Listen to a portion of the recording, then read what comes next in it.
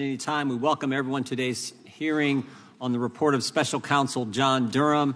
The chair now recognizes the gentleman from Alabama to lead us in the pledge.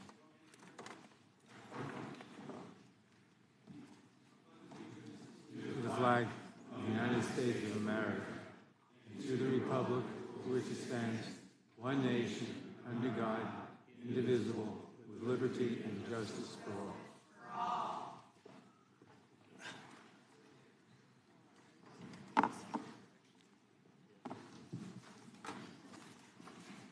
Chair is recognized for an opening statement.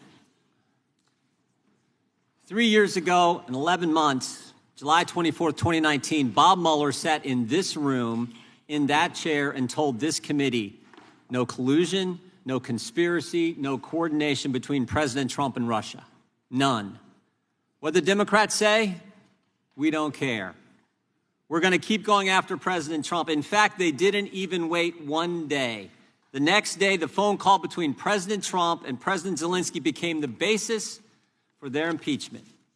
Republicans said maybe instead of the never-ending attacks on President Trump, maybe the country would be better off if we figured out how the whole false Trump-Russia narrative started. After 2.5 years of the Mueller investigation, 19 lawyers, 40 agents, $30 million, where they found nothing, maybe we should figure out how the whole lie started. And that's exactly what Mr. Durham has done. In his report, he told us how the dossier was funded. He told us who funded how eager the FBI was to use it, how they put the dossier in a FISA draft application just 2 days after receiving it.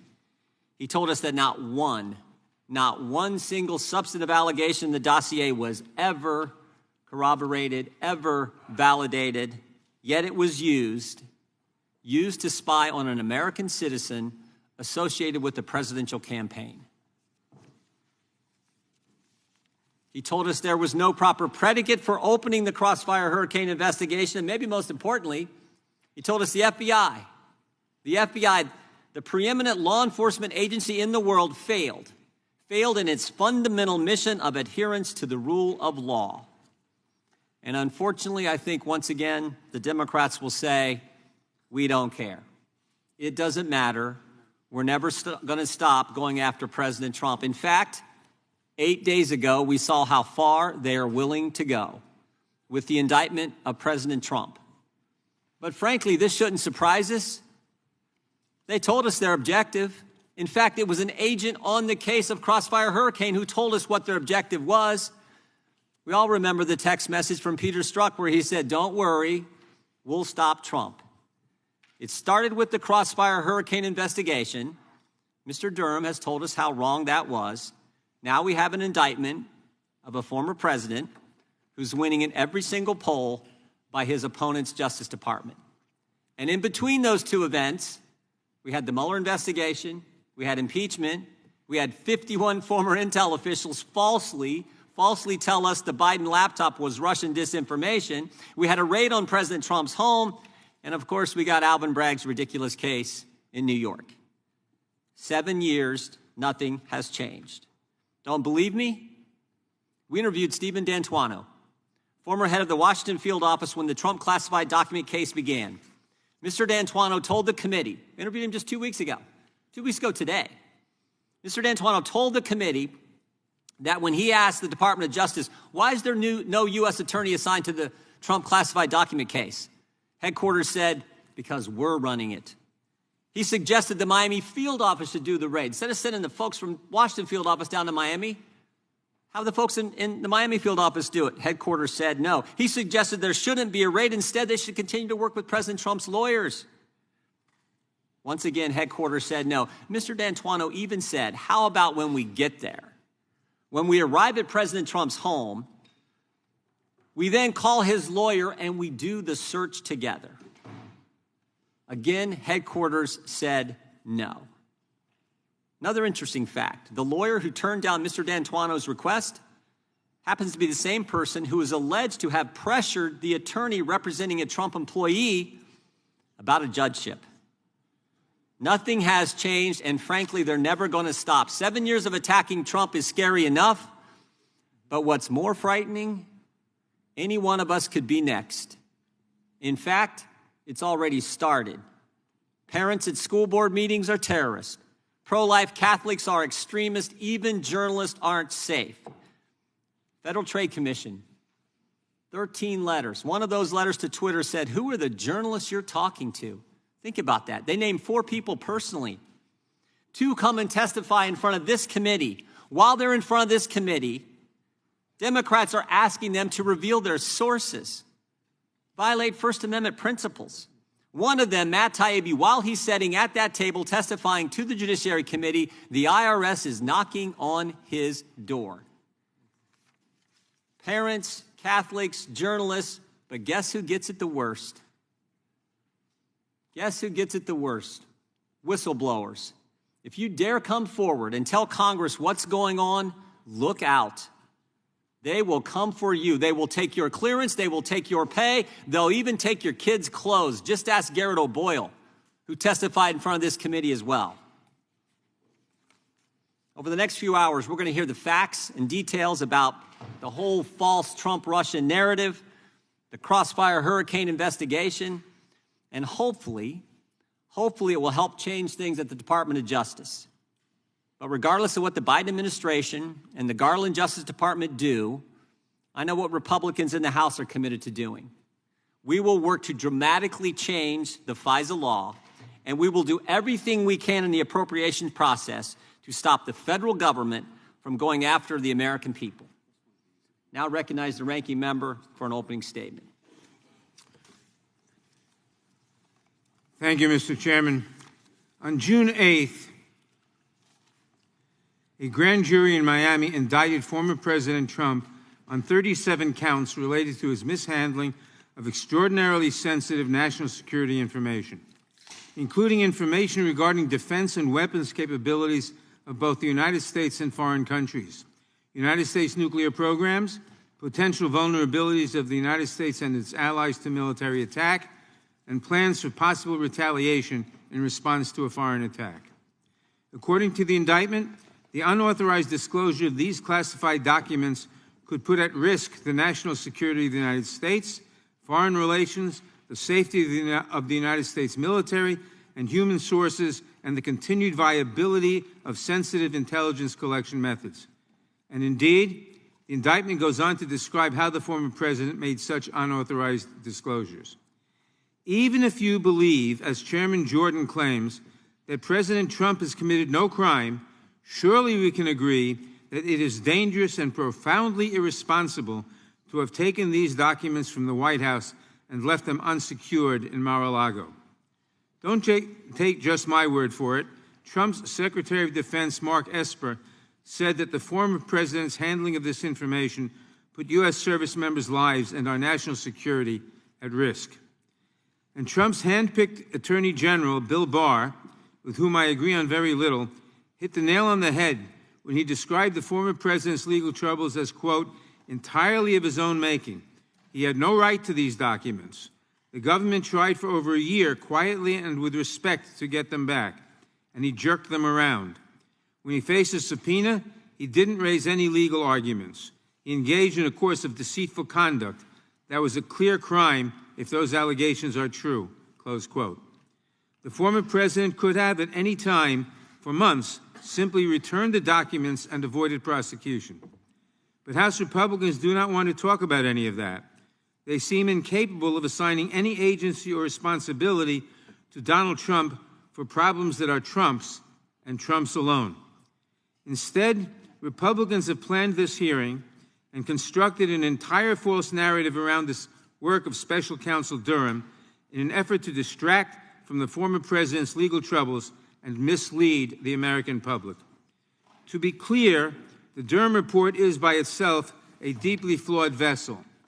After 4 years, thousands of employee hours, and more than $6.5 million in taxpayer dollars, Special Counsel Durham failed to uncover any wrongdoing that Justice Department Inspector General Horowitz had not already found in 2019.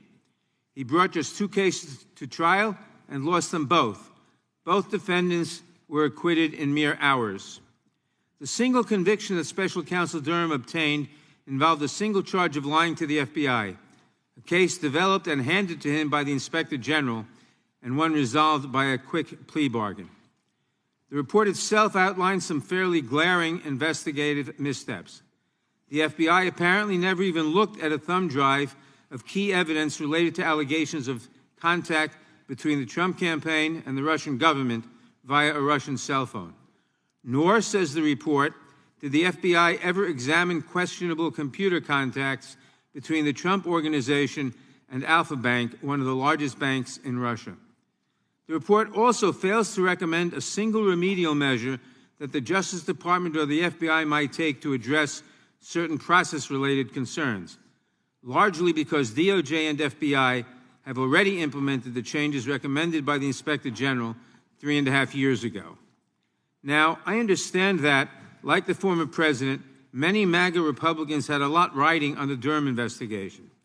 I understand that they might be disappointed with where it landed, but that is no excuse for making things up. First, the Durham report unequivocally concludes that the FBI not only had the evidence to open an investigation into Russian interference in the 2016 election, but actually had an affirmative obligation to investigate ties between the Russian government and the Trump campaign. It is simply not true, as some Republicans have claimed, that the Durham report suggests that there should not have been an investigation. Affirmative obligation. Those are Mr. Durham's words, not mine. Second, the Durham report shows that the FBI began its investigation when an aide to the Trump campaign disclosed in May 2016 that the campaign knew that Russia had thousands of emails that would embarrass Hillary Clinton. The aide bragged about it at a bar. An Australian diplomat who overheard the remark reported it, and the investigation began. It is simply not true, as the most extreme voices in this room have claimed, that the investigation was somehow launched by the Clinton campaign. That particular conspiracy theory is off by several months. Nor is it true that the FBI was opposed to Trump from the beginning. For example, the Durham report tells us that the FBI encouraged a confidential human source to infiltrate the Clinton campaign, not the Trump campaign, and take steps to entrap, unsuccessfully, aides to Secretary Clinton. This story is right there on pages 74 and 75 of the report. I suspect we won't hear a word about it from House Republicans today because it does not fit the MAGA narrative. Finally, nothing in the Durham report disputes the central findings of Special Counsel Robert Mueller. Namely, Russia interfered in the 2016 election. It did so to help Donald Trump, and the Trump campaign welcomed this interference. This last point is important because it tells us how Mr. Durham became special counsel in the first place, and it goes to the heart of the fully false narrative of MAGA victimhood. From the day that Special Counsel Mueller began his work, Donald Trump and his political allies have railed against an imagined conspiracy against the former president. The Russia investigation was a setup. It was a witch hunt. Obama did it. We need to investigate the investigators. Then came the Mueller report. The Mueller report was delivered to Attorney General Barr on Friday, March 22, 2019. The next Monday, Mr. Durham was in Barr's office. A week later, a colleague emailed Mr. Durham to ask about, quote, the project that Durham and Barr were working on. While we on this committee were fighting to get access to the Mueller report, Mr. Durham was already working on an investigation to undercut its central findings. A few weeks later, the Trump administration announced Mr. Durham's investigation into the investigators. And by August 2019, Mr. Durham and Attorney General Barr were on a plane to Europe, jointly hunting down non-existent evidence of Donald Trump's deep state conspiracy theories. If the duo ever found evidence proving that Donald Trump was right all along, that evidence certainly never made it into the Durham report. It has been alleged, however, that they found evidence implicating the former president in certain financial crimes during their trip. Incidentally, that information, too, is missing from Mr. Durham's final pages. When he could not give Donald Trump evidence of a deep state conspiracy, Mr. Durham gave him the next best thing, a public narrative with Hillary Clinton as the villain. Over the ensuing years, Mr. Durham constructed a flimsy story built on shaky inferences and dog whistles to far-right conspiracy theorists. Although he lost both times, he took a case to trial. By prolonging his investigation, Durham was able to keep Donald Trump's talking points in the news long after Trump left office. With a loose approach to DOJ norms, protecting the reputation of the agency, and a cavalier disregard for the privacy and reputational rights of others, Mr. Durham's investigation operated as headline generator for MAGA Republicans. Less than half a year into his 4-year investigation, Mr. Durham publicly disputed Inspector General Horowitz's conclusion that the FBI was warranted in opening a full investigation, in violation of DOJ rules protecting investigations from appearances of political bias. Mr. Durham similarly flouted guidelines designed to protect third parties from reputational injury when he used his 2 indictments to accuse the Clinton campaign of a vast conspiracy to tie Trump to Russia. But at the end of the day, Mr. Durham never found what he was looking for. He cannot dispute a single conclusion in the Mueller report. He cannot prove a magnificent deep state conspiracy. And he cannot say that the FBI investigation into the Trump campaign's many ties to Russia never should have happened. And again, I can see why this would be disappointing to some.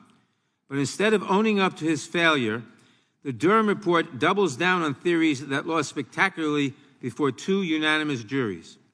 The report also references classified material that has been called likely disinformation to lay out a series of accusations against the former president's perceived enemies.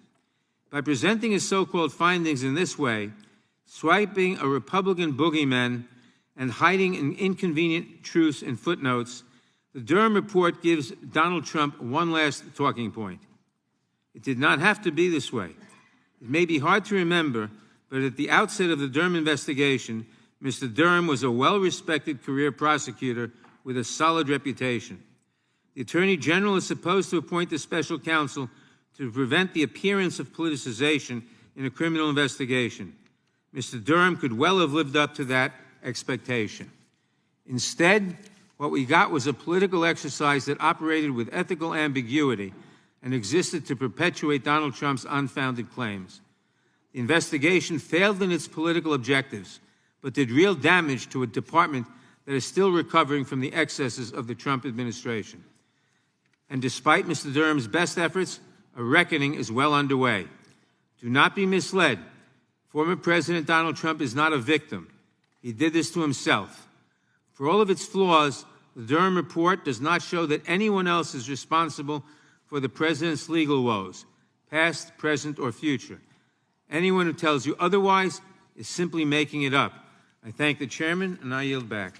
Without objection, all other opening statements will be included in the record. Today's witness is the Honorable John Durham. Mr. Durham was appointed as a special counsel in 2020 to investigate intelligence activities, investigations arising out of the 2016 presidential campaigns. He is a career prosecutor, having served as a U.S. Attorney for the District of Connecticut and in various other roles with that office since 1989. Prior to that, he served with the Department of Justice, the Boston Strike Force on organized crime, and in various state-level prosecutors' offices. We welcome our witness and thank him for appearing today. We will begin by swearing you in. Would you please rise and raise your right hand, Mr. Durham?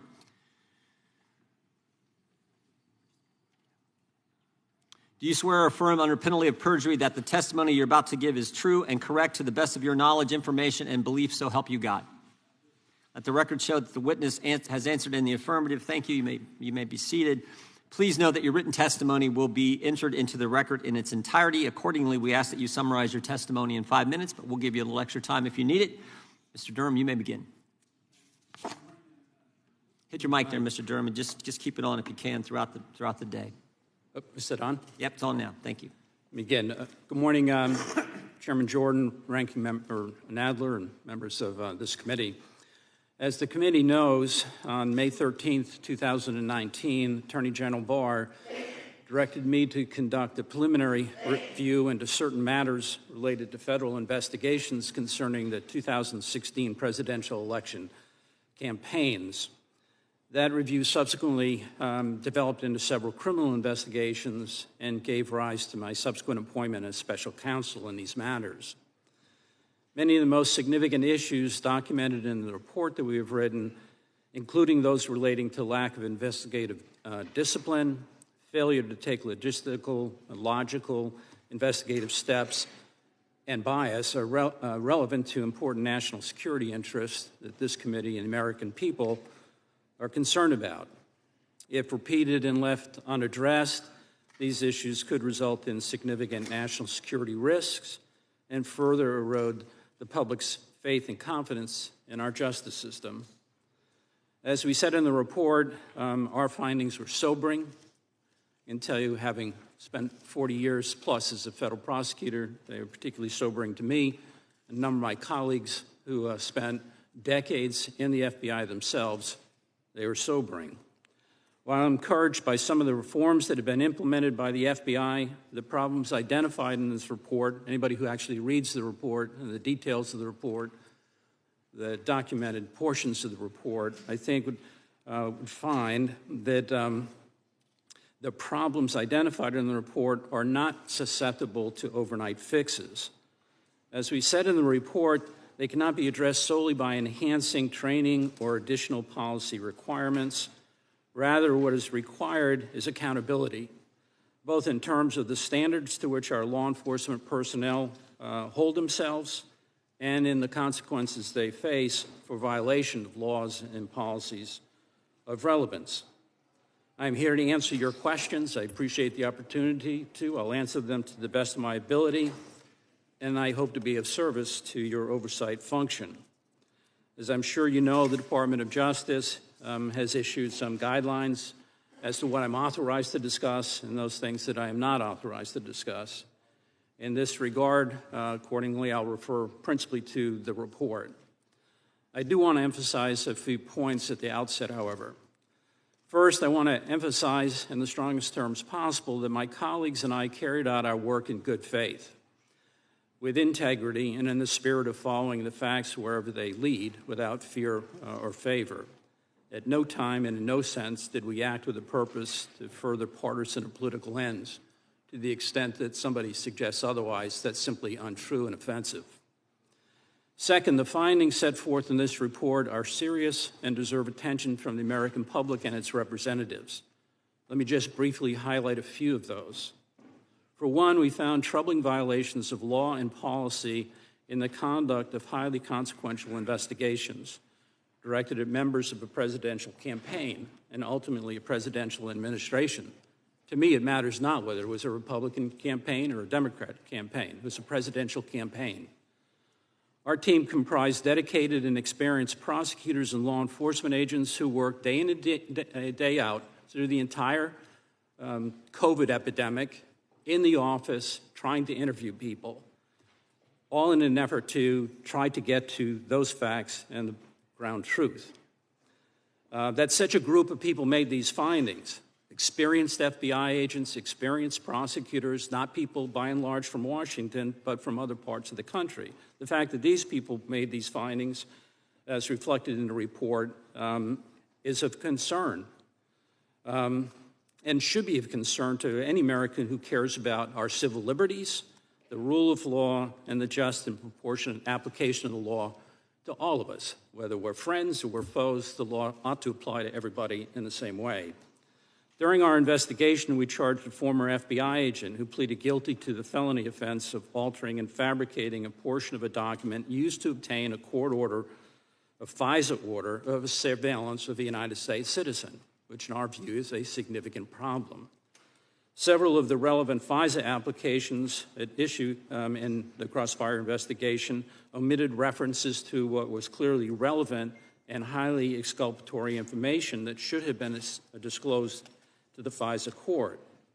Multiple FBI personnel who signed or assisted in preparing renewal applications for that same FISA warrant acknowledged that they did not believe that the target, Mr. Page, was a threat to national security, much less a knowing agent of a foreign power, which is what the law requires.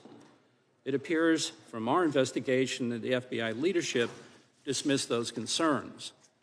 Another aspect of our findings concerned the FBI's failure to sufficiently scrutinize information it received or to apply the same standards to allegations it received about the Clinton and Trump campaigns. As our report details, the FBI was too willing to accept and use politically funded and uncorroborated opposition research, such as the Steele dossier. The FBI relied on the dossier and FISA applications, knowing that it was likely material originating from a political campaign, a political opponent. It did so even after the President of the United States, the FBI and CIA directors and others received briefings about intelligence suggesting that there was a Clinton campaign plan underway to stir up a scandal tying Trump to Russia. The accuracy of the intelligence was uncertain at the time, but the FBI failed to analyze or even assess the implications of the intelligence in any meaningful way.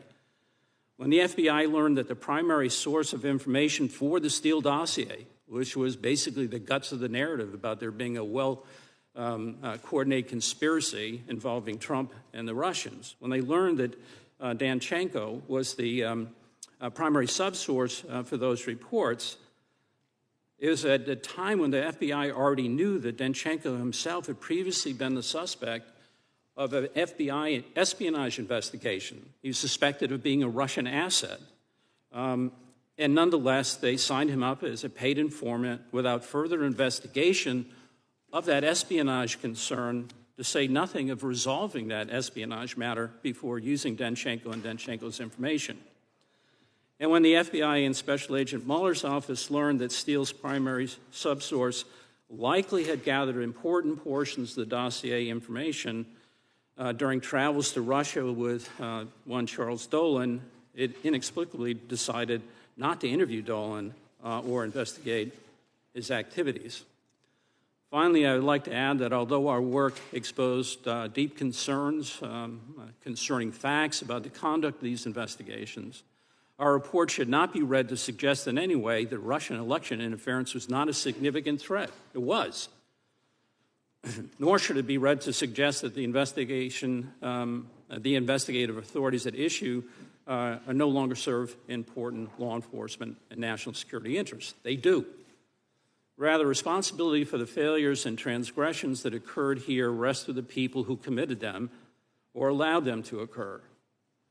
Again, to my mind, the issues raised in the report deserve close attention from the American people and their elected representatives here in Washington. Thank you, Mr. Chairman. Thank you, Mr. Durham. We will now proceed under the 5-minute rule for questions. The chair now recognizes the gentleman from Louisiana, Mr. Johnson. Thank you, Mr. Chairman, Mr. Durham, for being here today. This is much anticipated. We have lots of questions for you. I'll try to set the table here at the outset from 20,000 feet. The American people rely on the FBI to abide by its guiding principles, and you know what those are: fidelity, bravery, and integrity. And we rely upon them to uphold the Constitution and protect the American people. Americans deserve and expect from our premier law enforcement agency to apply justice blindly, and that is without political bias or ulterior motives. However, your report now famously states, and here's the big quote, based on the review of Crossfire Hurricane and related intelligence activities, you concluded that the DOJ and FBI failed to uphold their important mission of strict fidelity to the law. There's no other way to put this. The report illustrates egregious actions on behalf of the FBI that have further eroded faith in our institutions. Ms. Durham, in your report, and again here today, you said that your findings and conclusions are sobering. Could you unpack a little bit more what that means? Why do you say sobering? Well, let me give you some real-life views on that. I have had any number of FBI agents who I've worked with over the years. Some are retired, some are still in place, who have come to me and apologized for the manner in which that investigation was undertaken. I take that seriously. These are good, hardworking, the majority of people in the FBI, decent human beings who swear under their oaths to abide by the law and the like. And I think that exemplifies of the concern here. There are investigative activities undertaken or not undertaken here which raise real concerns about whether or not the law was followed, the policies in place in the FBI were followed. You wrote in your report, quote, based on the evidence gathered in the multiple exhaustive and costly federal investigations of these matters, including the instant investigation, neither U.S. law enforcement nor the intelligence community appears to have possessed any actual evidence of collusion in their holdings at the commencement of the Crossfire investigation. To date, has any evidence of collusion between the Trump campaign and Russia ever been uncovered? I mean, there is information, obviously, in the report that was prepared by Director Mueller and whatnot. But as to collusion or conspiracy, I'm not aware of any. And let me stop you. When the FBI opened Crossfire Hurricane, that's the issue at hand, it did not have any information that anyone in the Trump campaign had ever been in contact with Russian intelligence officials. Isn't that right? As we wrote in the report, we talked to the director of the CIA, the deputy director of the CIA, the director of NSA, and people within the FBI, and there was no such information that they had in their holdings at the time they opened Crossfire Hurricane.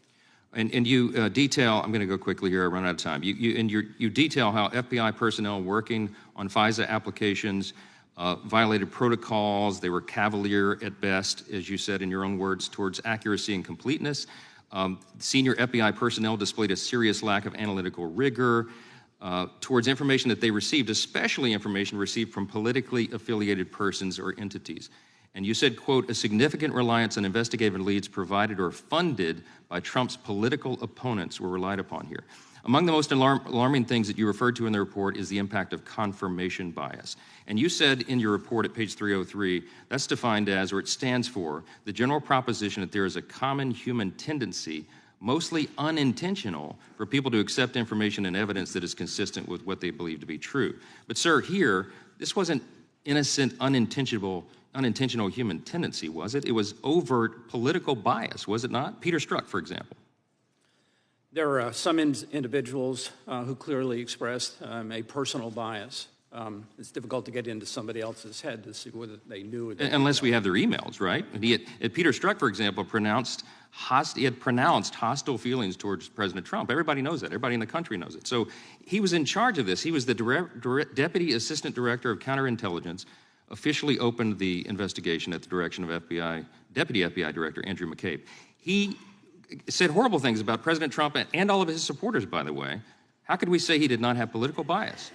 Yeah, I know that it clearly reflects a personal bias that he had. I'll leave it to others and the facts that are set out in the report as to whether that's political bias, personal bias, but there's clearly bias. What we know now is the FBI and the DOJ have been turned into activated political weapons against citizens and even a former president because of their opposing viewpoints, sir. They failed to follow protocols in 2016, and you've suggested new protocols may somehow be affixed to this. How can the American people have confidence that if they didn't follow protocols in 2016, that they will new protocols? And I think that's why I said that in the opening remarks, this is not an easy fix. I mean, it's going to take time to rebuild the public's confidence in the institution. The changes of the forms they have made are certainly changes that are going to guard to some extent against the repeat of what happened in Crossfire Hurricane. I'm out of time. I yield back. Gentleman yields back. The chair now recognizes the gentleman from New York. Mr. Durham, can you pull that microphone real close so everyone can hear what you say there? We appreciate that. Gentleman from New York is recognized. Thank you, Mr. Chairman. Mr. Durham, your report reads like a defense of the Trump campaign and an attack on Hillary Clinton because that's exactly what it is. Donald Trump wanted you to investigate the investigators to show the deep state conspiracy, but you never found one. Instead, you gave him and his MAGA Republicans the next best thing, someone else to blame for Donald Trump's problems. That's why you're here today, because the chairman and his colleagues need someone, anyone, to deflect from the mounting evidence of Trump's misconduct. Let me remind you that Donald Trump was federally indicted on 37 counts for mishandling classified information. 37 counts. That's why you're here today, not because of anything that happened in 2016. Ms. Durham, your investigation cost more than $6.5 million, involved the work of dozens of FBI employees and federal prosecutors, some of whom resigned in protest, and took roughly 4 years to complete. Is that correct? No. It's not correct. No, I mean, there were multiple parts of that. Did it take 4 years to complete? Correct. Okay. And with all these resources and all these people you were sent to help you investigate the investigators, you only filed 3 criminal cases. You only brought 2 cases to trial, correct? Correct. And you lost all the cases you brought to trial, correct? Correct. In fact, 2 juries acquitted your defendants on all charges. And the one conviction that you obtained, the defendant pleaded guilty to a single count and never went to trial, correct? Correct. I will note that in that case, the primary investigative steps were all completed by Inspector General Horowitz. Perhaps you were better when it came to your report. From my reading, your report did not make any specific concrete recommendations to improve DOJ or FBI policies or procedures. In fact, your report repeatedly references the recommendations made by Inspector General Horowitz, almost all of which DOJ and FBI have already implemented. Again, your investigation lasted 4 years. 4 years and untold sums of money, and you still obtained only 1 conviction. You did produce a 300-page report, though, and that's given my Republican counterparts plenty of material to spin. Mr. Durham, George Papadopoulos was a foreign policy advisor to the Trump campaign in spring 2016. Isn't that right? Correct. And in May 2016, he told an Australian diplomat that the Trump team had received some kind of suggestion from Russia that it could assist this process with the anonymous release of information during the campaign that would be damaging to Secretary Clinton. This is a fact that came out during the Mueller investigation, and your investigation found nothing to dispute this fact, correct? There's more detail to that in the report. Did it find anything to dispute this report, to dispute this fact? No. Okay. On page 50 of your report, you wrote that on July 28, 2016, FBI headquarters received the Australian information that formed the basis for the opening of Crossfire Hurricane, correct? Correct. So this fantasy that some MAGA Republicans have created, where the investigation was started for any reason other than a Trump campaign operative bragging to Australian intelligence assets about Russian dirt that would damage Hillary Clinton, is not true. And when the FBI received that information, according to your report, it had not just the predication to investigate. There is no question, you wrote, that the FBI had an affirmative obligation to closely examine the Australian information. Isn't that right? The FBI had an obligation to examine. So that's correct. So the origin of the investigation was not the Steele dossier. It was not Alpha Bank. It was a Trump aide's loose lips about his campaign's advanced view into a hack that had a profound effect on the 2016 election. That information supplied by the Australian government gave the FBI predication to begin an investigation. And I'd like to discuss one more false conclusion about your report that's made its way into the MAGA Republican talking points. Some of my colleagues across the aisle have started calling this the, quote, Russia hoax. It's the theory that Russia did not actually interfere in the 2016 presidential election. That is patently false. In 2017, during the Trump administration, the Director of National Intelligence declassified a report on Russian activity in the 2016 election. You're aware of this report, correct? Correct. And in this report, the intelligence community found that, quote, Russian President Vladimir Putin ordered an influence campaign in 2016 aimed at the U.S. presidential election. Russia's goals were to undermine public faith in the U.S. democratic process, denigrate Secretary Clinton, and harm her electability and potential presidency. We further assess Putin and the Russian government developed a clear preference for President-elect Trump, close quote. You did not dispute that Trump ordered an influence campaign to influence the 2016 election in your report, did you? As I said, there was a real yes or Russian no? threat. No. Okay. Special Counsel Mueller indicted 12 Russian intelligence officers in July 2018. Isn't that right? Correct. The 12 intelligence officers were indicted for attacking the Clinton campaign. On page 55 of your report, you acknowledge that at a press conference in 2016, Donald Trump on camera said, Russia, if you're listening, I hope you're able to find the 30,000 emails that are missing. Is that correct? That's correct. And 2 years later at the Helsinki summit, Trump told the press that he believed Russian President Putin over his own intelligence officials when he told them Russia did not interfere during the 2016 elections season. I see my time has expired. I yield back. Gentlemen, the witness can respond if he chooses to. Chair now recognizes the gentleman from South Carolina, Mr. Fry, for 5 minutes. Thank you, Mr. Chairman. We are here today to provide transparency, finally, to the American people. 7 years ago, the FBI launched Crossfire Hurricane, the left's brazen attempt to keep Donald Trump out of the White House. This federal investigation, funded by the Hillary Clinton campaign, caused Americans to believe that then-candidate Trump was colluding with Russia in order to win the 2016 presidential election. Mr. Durham has spent 4 years investigating this. 480 witnesses, 6 million pages of documents, 190 subpoenas, and executing 7 search warrants. Less than a month ago, he completed this report that instigated a baseless investigation and launched a partisan attack on President Trump, despite having no true justification to do this. That was the FBI. Within 3 days of receiving the information from a diplomat in Australia, the FBI opened a full-fledged investigation into the Trump campaign. So, Mr. Durham, let's get into this. The FBI opened up Crossfire Hurricane without speaking to the people who provided the initial information. Is that true? That's correct. The FBI opened Crossfire Hurricane on a Sunday, only 3 days after reviewing that information. Is that correct? That's correct. So just think about that for a moment. An investigation, a full investigation into a presidential campaign over a weekend. Mr. Durham, the FBI opened Crossfire Hurricane without interviewing any of the essential witnesses. Is that true? That's true. And the FBI also opened up Crossfire Hurricane without using any of the standard analytical tools typically employed to evaluate that evidence. Is that true? That's true.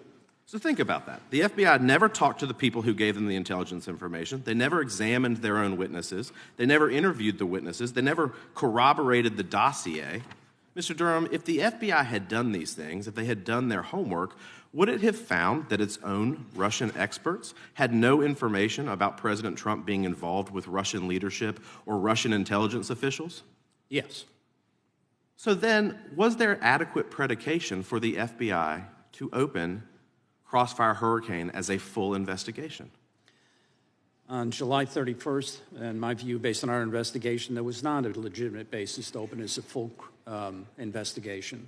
An assessment is something that had to be looked at, gather information, such as interviewing the people who provided the Papadopoulos information, checking their own databases, the databases of other intelligence agencies, and the standard kinds of things that you would do in an investigation like this.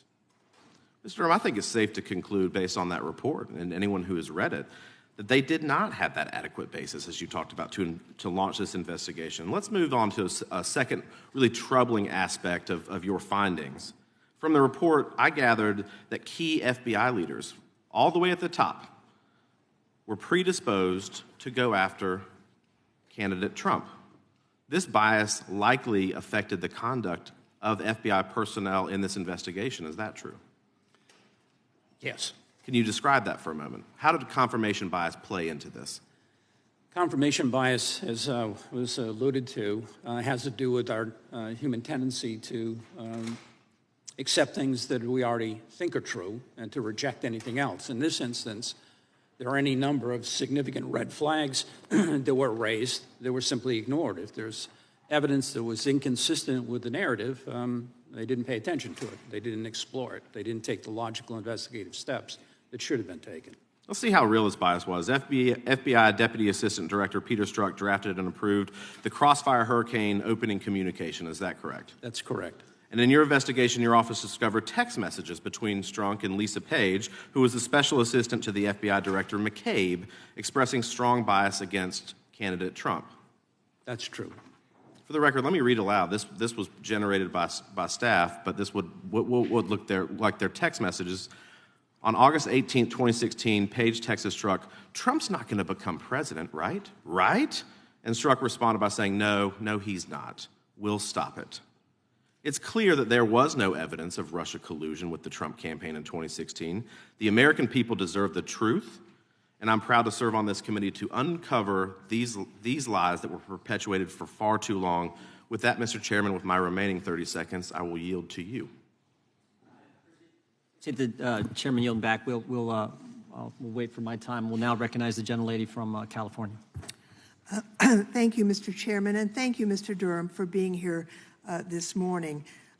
The ranking member explored an item that I wanted to explore with you, which is based on the information provided to the U.S. government by Australia that a campaign aide had told one of their diplomats that the Russians had dirt on Clinton in the form of thousands of emails that, and this is a quote from your report, as an initial matter, there's no question the FBI had an affirmative obligation to closely examine the Australian information. So that's in your report.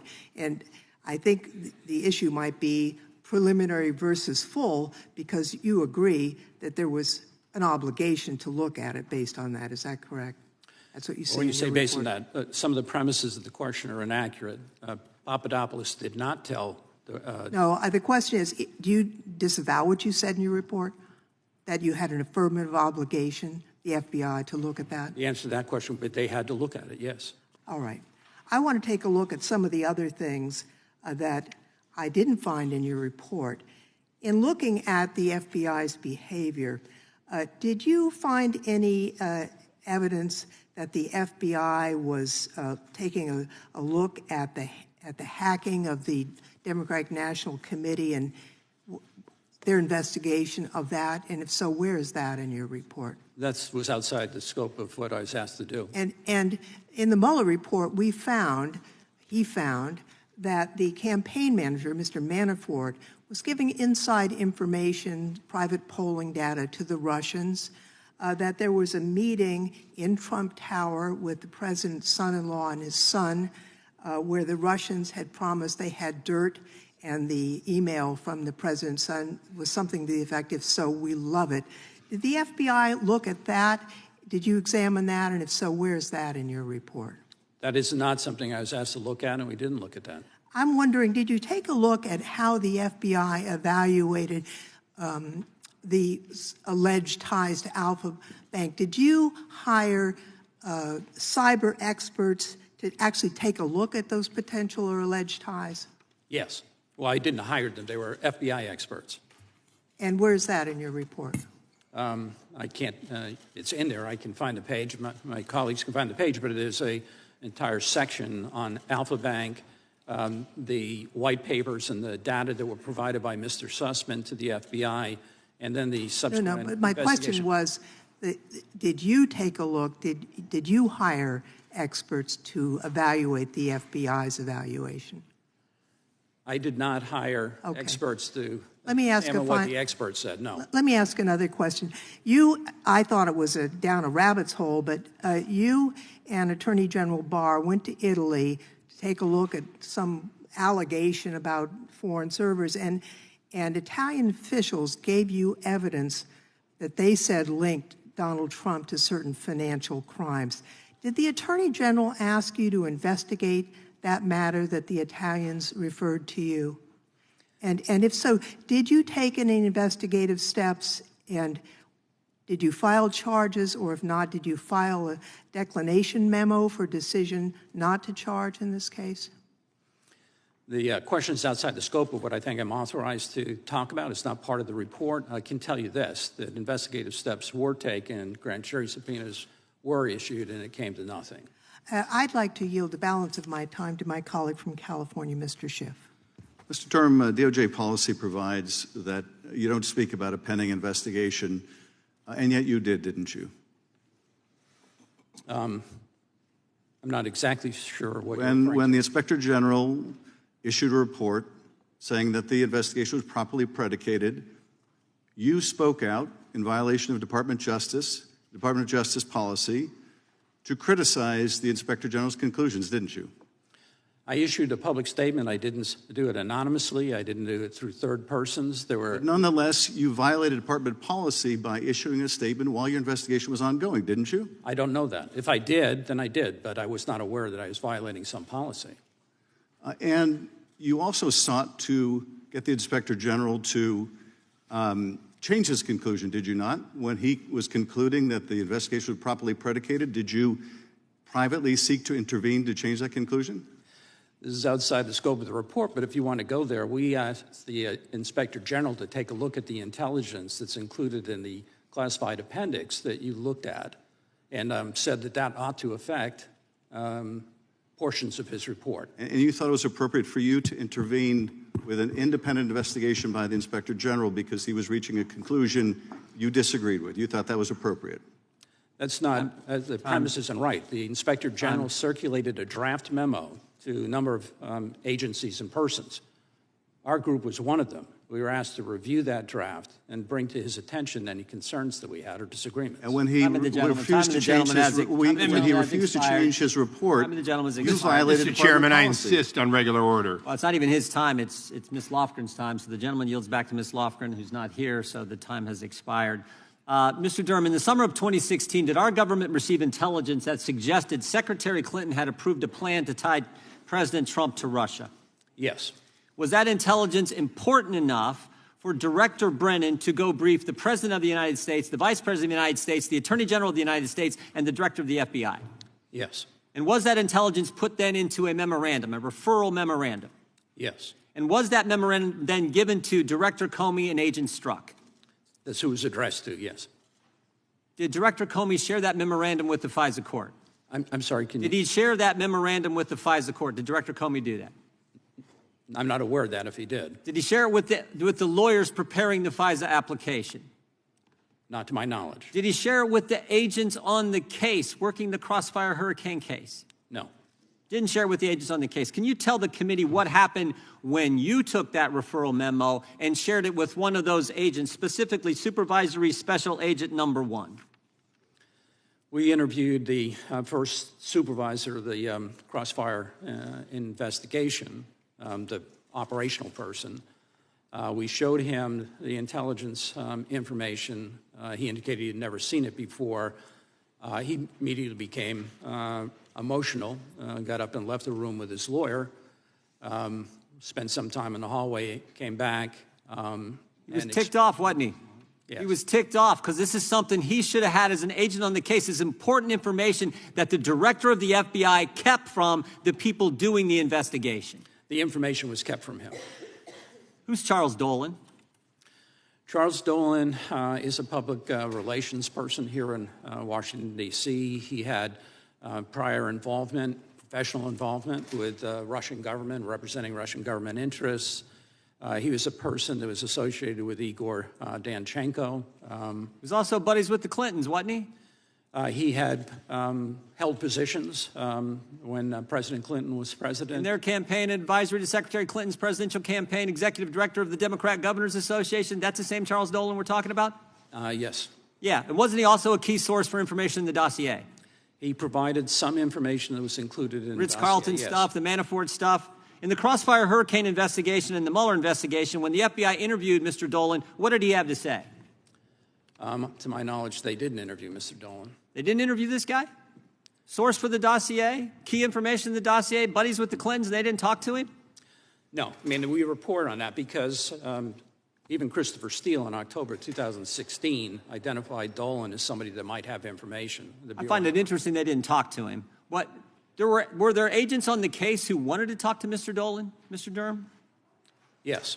What happened to analyst number 1? She kept pushing to talk to Mr. Dolan. She was ultimately turned down. What happened to her the day that she was turned down and said, no, we're not talking to Dolan? What happened to her?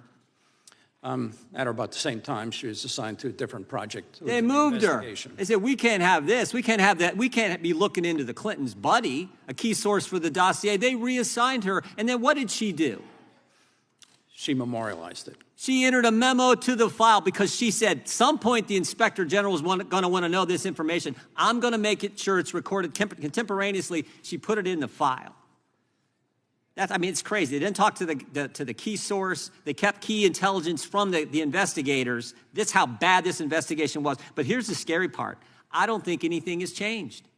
The day your report came out, 5 weeks ago, May 15th, you got a letter, Mr. Durham, addressed to you from the General Counsel at the FBI, Mr. Jason Jones, writes you this 6-page letter, and he says, not to worry, everything is fine. It's all been worked out at the FBI. He even says on page 2, he says, had the reforms implemented by current FBI leadership, summarized below, been in place in 2016, failures detailed in your report never would have happened, and he underlines it.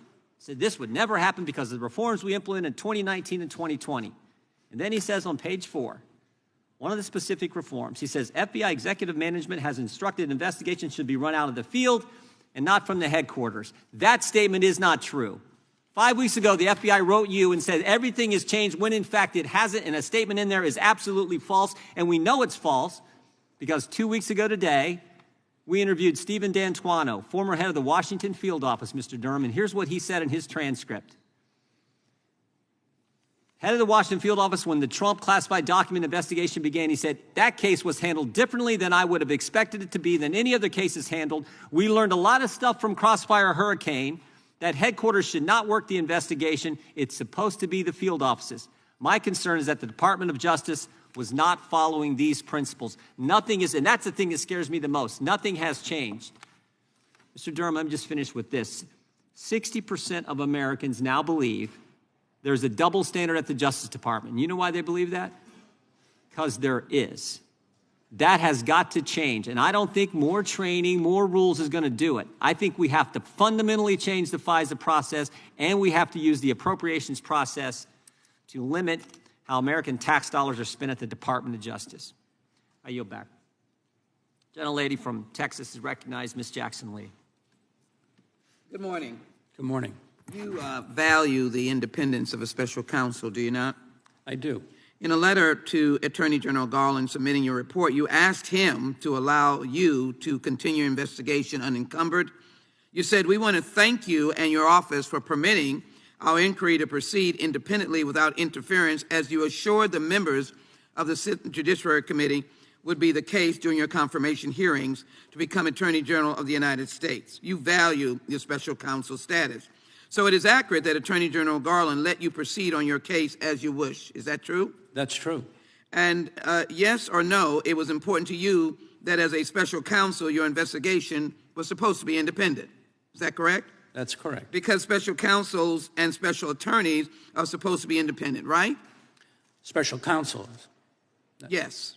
And independent, they're supposed to be independent. Is that correct? Special counsel is independent of the Attorney General's office. Thank you. Why is that the case in your view? So there can be some confidence on the part of people looking at the investigation that was done, decisions which were made. Thank you. Special counsels and special attorneys are supposed to be, for the American public, to present the potential of a conflict of interest between the government and a sensitive investigation. By appointing a special counsel and attorney general is supposed to be finding an unbiased party to do the investigating. This was at a very high level. This was dealing with potential presidential candidates. This was dealing with Russia collusion and undermining the very fabric of the United States of America. And they are supposed to leave that person alone, as you commended Attorney General Garland for doing. So, unlike Attorney General Garland, Attorney General Barr was very involved in your investigation, wasn't he? He was not involved when I became special counsel. Prior to that, I worked under the supervision of the Attorney General and Deputy. He was very involved, was he not? Let me just bring you to this point. Barr established early on that he was very interested in your investigation. On June 8, 2018, he sent then Deputy Attorney General Rod Rosenstein an unsolicited memo arguing that the Mueller investigation should not be able to force the president to submit to interrogation about obstruction. In his text message sending the memo, Barr wrote that he feels very deeply about some of the issues taking shape in the Mueller matter. How often did you meet with Attorney General Barr in 2019?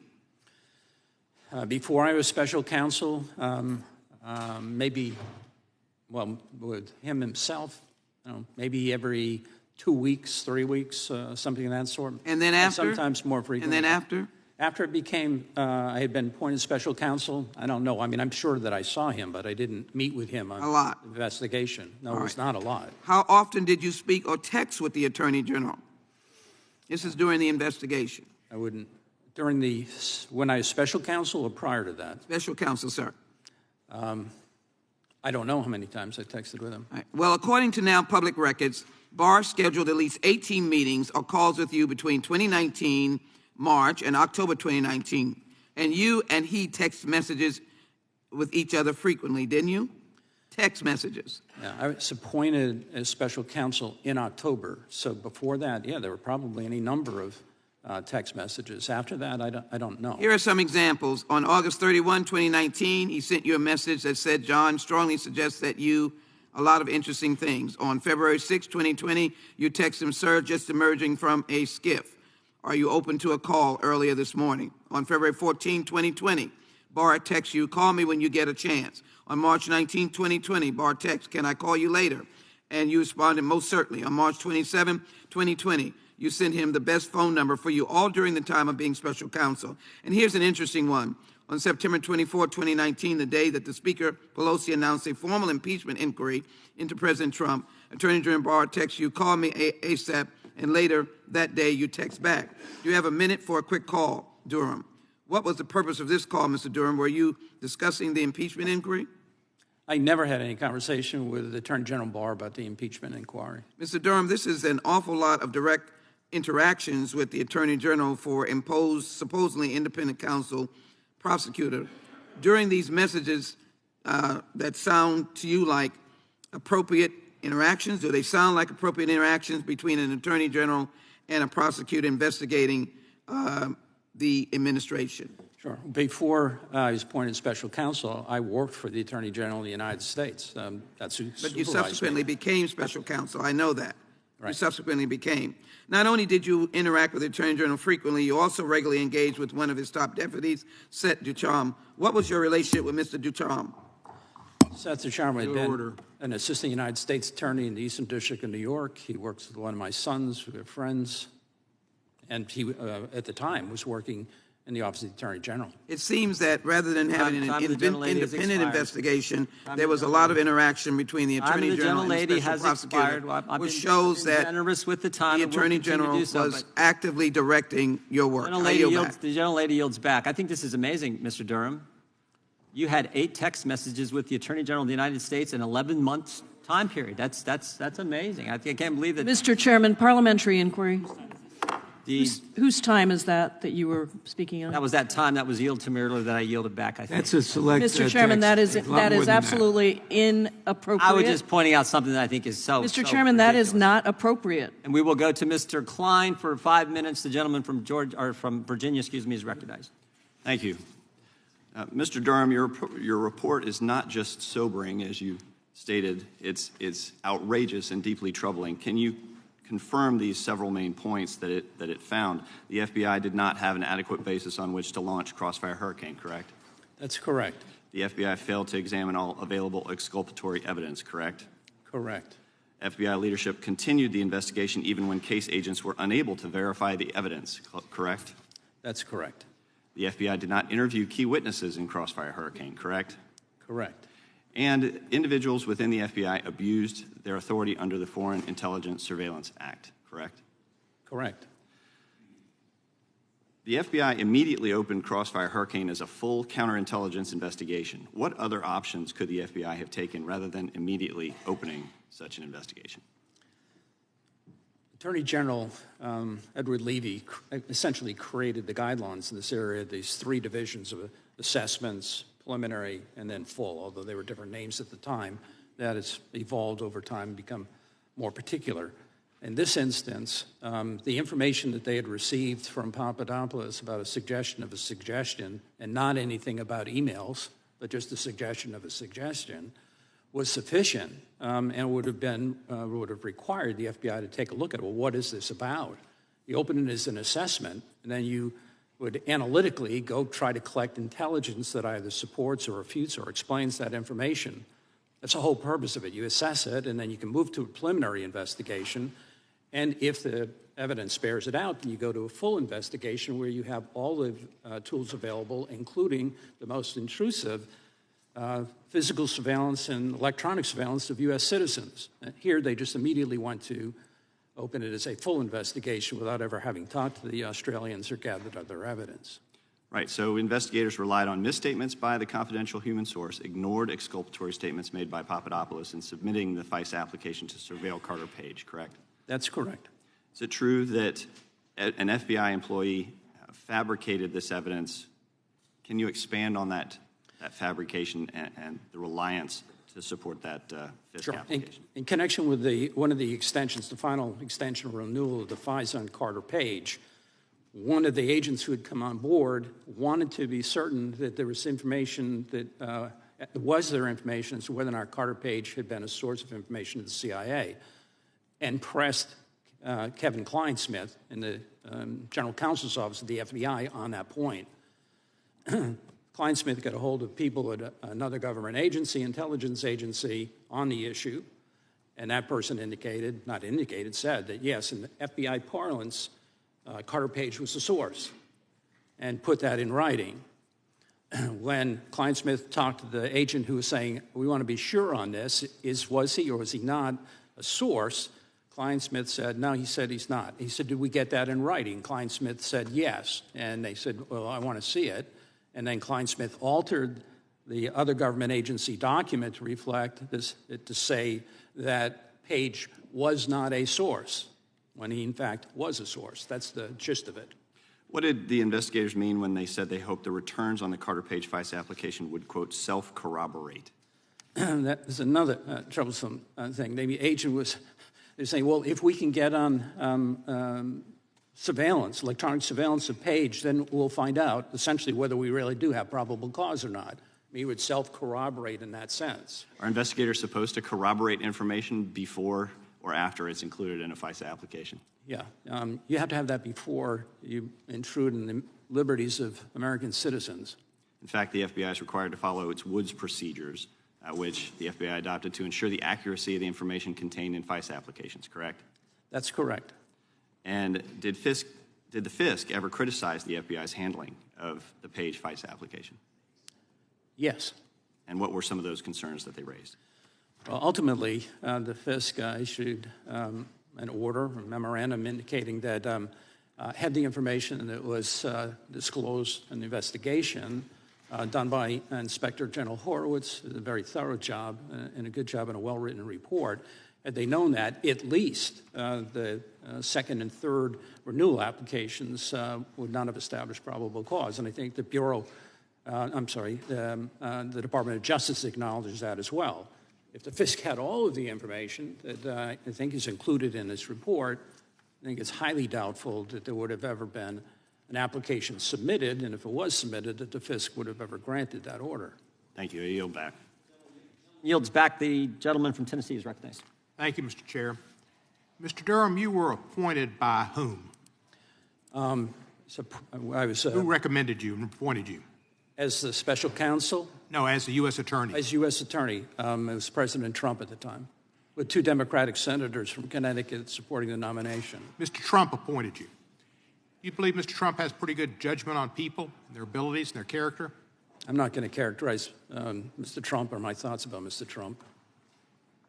Mr. Barr appointed you special counsel, is that correct? That's correct. Mr. Trump has called Mr. Barr a gutless pig, a coward, and a rhino. Which of those is correct? Which isn't? In my experience, none of those are correct. So Mr. Trump isn't that good of an expert on character and judging people. In your opinion, he isn't, because he's none of those. He's not a gutless pig. But Trump says he is. Yeah. That's outside the scope of my report. Also outside the scope of your report, apparently. Also outside of the scope of your report was apparently the meeting at Trump Tower between the Russians and the Trump boys, where they talked about allegedly adoptions, but we know it was really about sanctions. How was that outside of your report? Yeah, I'm sorry, I didn't quite follow that. Meeting at the Trump Tower, Russian attorney came to Trump, and Donald Trump Jr. was just wonderful, wonderful. We love it. We love it. Russian decisions to interact with the Trump campaign and influence the actions of the campaign, allegedly for adoption law, but really for sanctions relief. The FBI came up with that, did they not? A meeting took place at Trump Towers on June 9th. The lure, as I understand it, was that there was derogatory information on Clinton that was going to be provided. They met, and as I believe in a HPSI report, the HPSI report fully laid that out, that the discussion then at Trump Towers was about adoption, not about anything relating to Mrs. Clinton. It was totally about sanctions. You're trying to get rid of the Magnitsky Law. Adoptions is a ruse. Should you not have looked into that and seen what the Russians were wanting in return for that? Because that's the biggest thing Putin wanted at the time, was to get Trump to relieve his people of Magnitsky sanctions. I think that Director Mueller investigated that, and I believe one of your House committees explored that. That was outside the scope of what we were looking at. And it was outside the scope of your authority to look at Klimnik and Manafort meeting and exchanging polling data? Was that I'm sorry, I'm not following your question. Manafort. You remember Manafort, the crook that managed the campaign for nothing but got tons of money from different Russian people over the years? That y'all pardoned, Mr. Barr later helped him with the commutation or a pardon, I think a pardon. Manafort. I know who Ms. Manafort is. Yeah. He met with Klimnik, and they discussed polling data. You don't know about that? No, that Mr. Klimnik met with a lot of people, including people. He in met the with State Manafort Department. and discussed polling data. Do you not know about that? I'm aware of that. All right. Why did you then not think it was a good idea for you to look into it and see if the FBI wasn't correct in that there was collusion, a connection between Russia and the Trump campaign to elect Trump? My assignment was to look at the conduct of the intelligence community agencies, not to conduct some separate investigation that was done by the House or that's done by the Senate or was done by Director Mueller. You don't think that if the intelligence communities, the FBI, and others came up with this information and did good work, that should be part of your balanced report? Yeah, well, I'm not following your question. I apologize. Well, I've tried to follow your report. Mr. Donald Trump Jr. would have called it a nothing burger. Mm-hmm. You got no convictions. You got nothing. It was all set up to hurt the Mueller report, which was correct and was redacted, to hurt the Bidens, and to help Trump. And you were a part of it. You have a good reputation.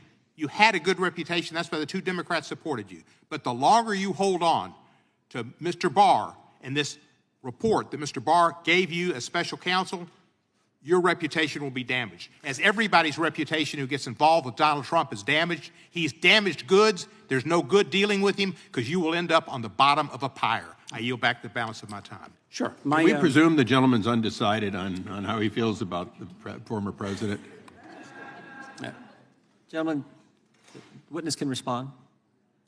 Yeah, my concern about my reputation is with the people who I respect and my family and my Lord.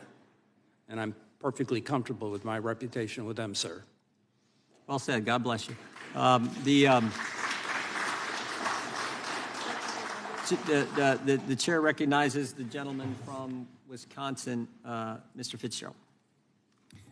Mr. Durham, thank you for being here today. On October 3rd, 2016, the FBI met with Christopher Steele, who confessed to relying heavily on a Russian national living in Washington, D.C. as a subsource.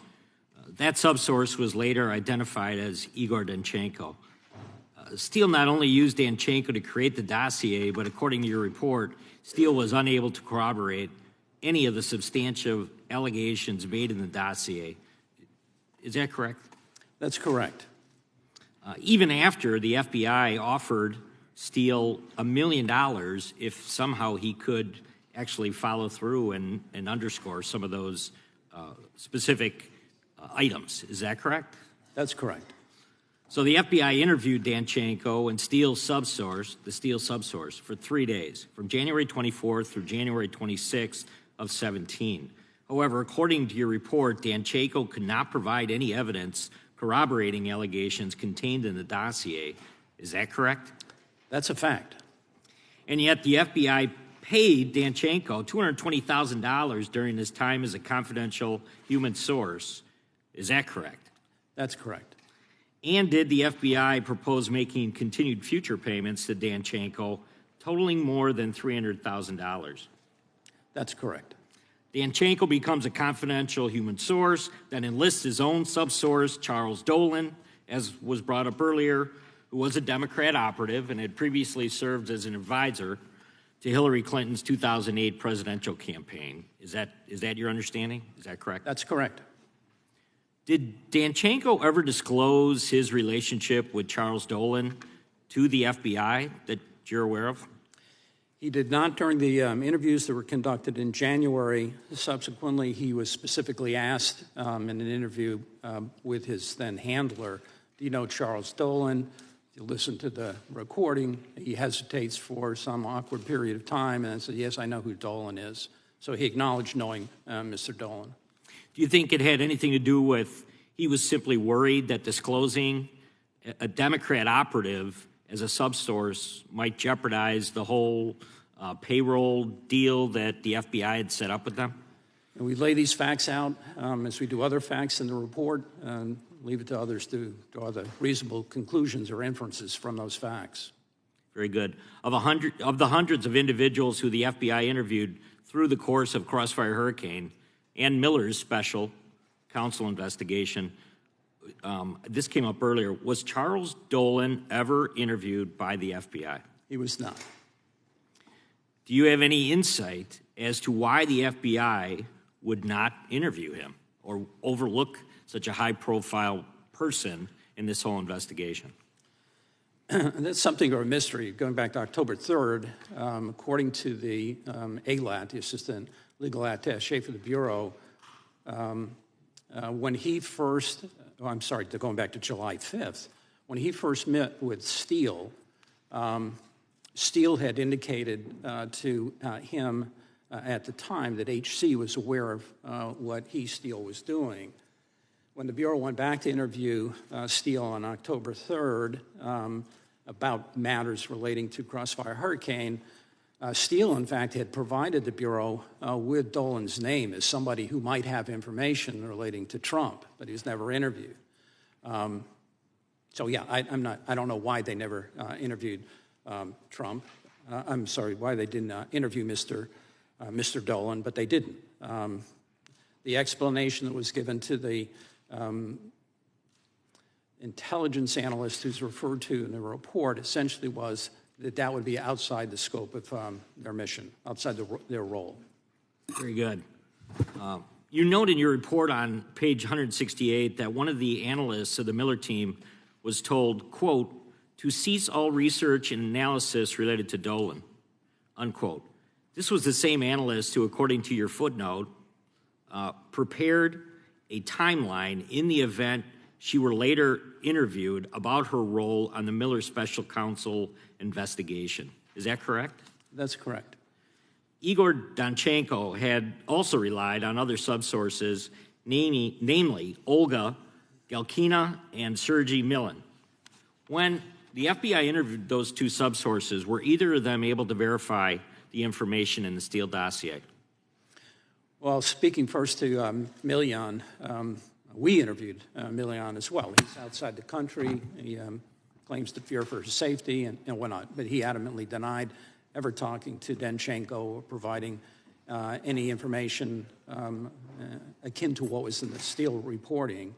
In fact, he was a supporter of President Trump, which made it seem highly unlikely that he would be providing derogatory information to somebody he had never met or spoken to.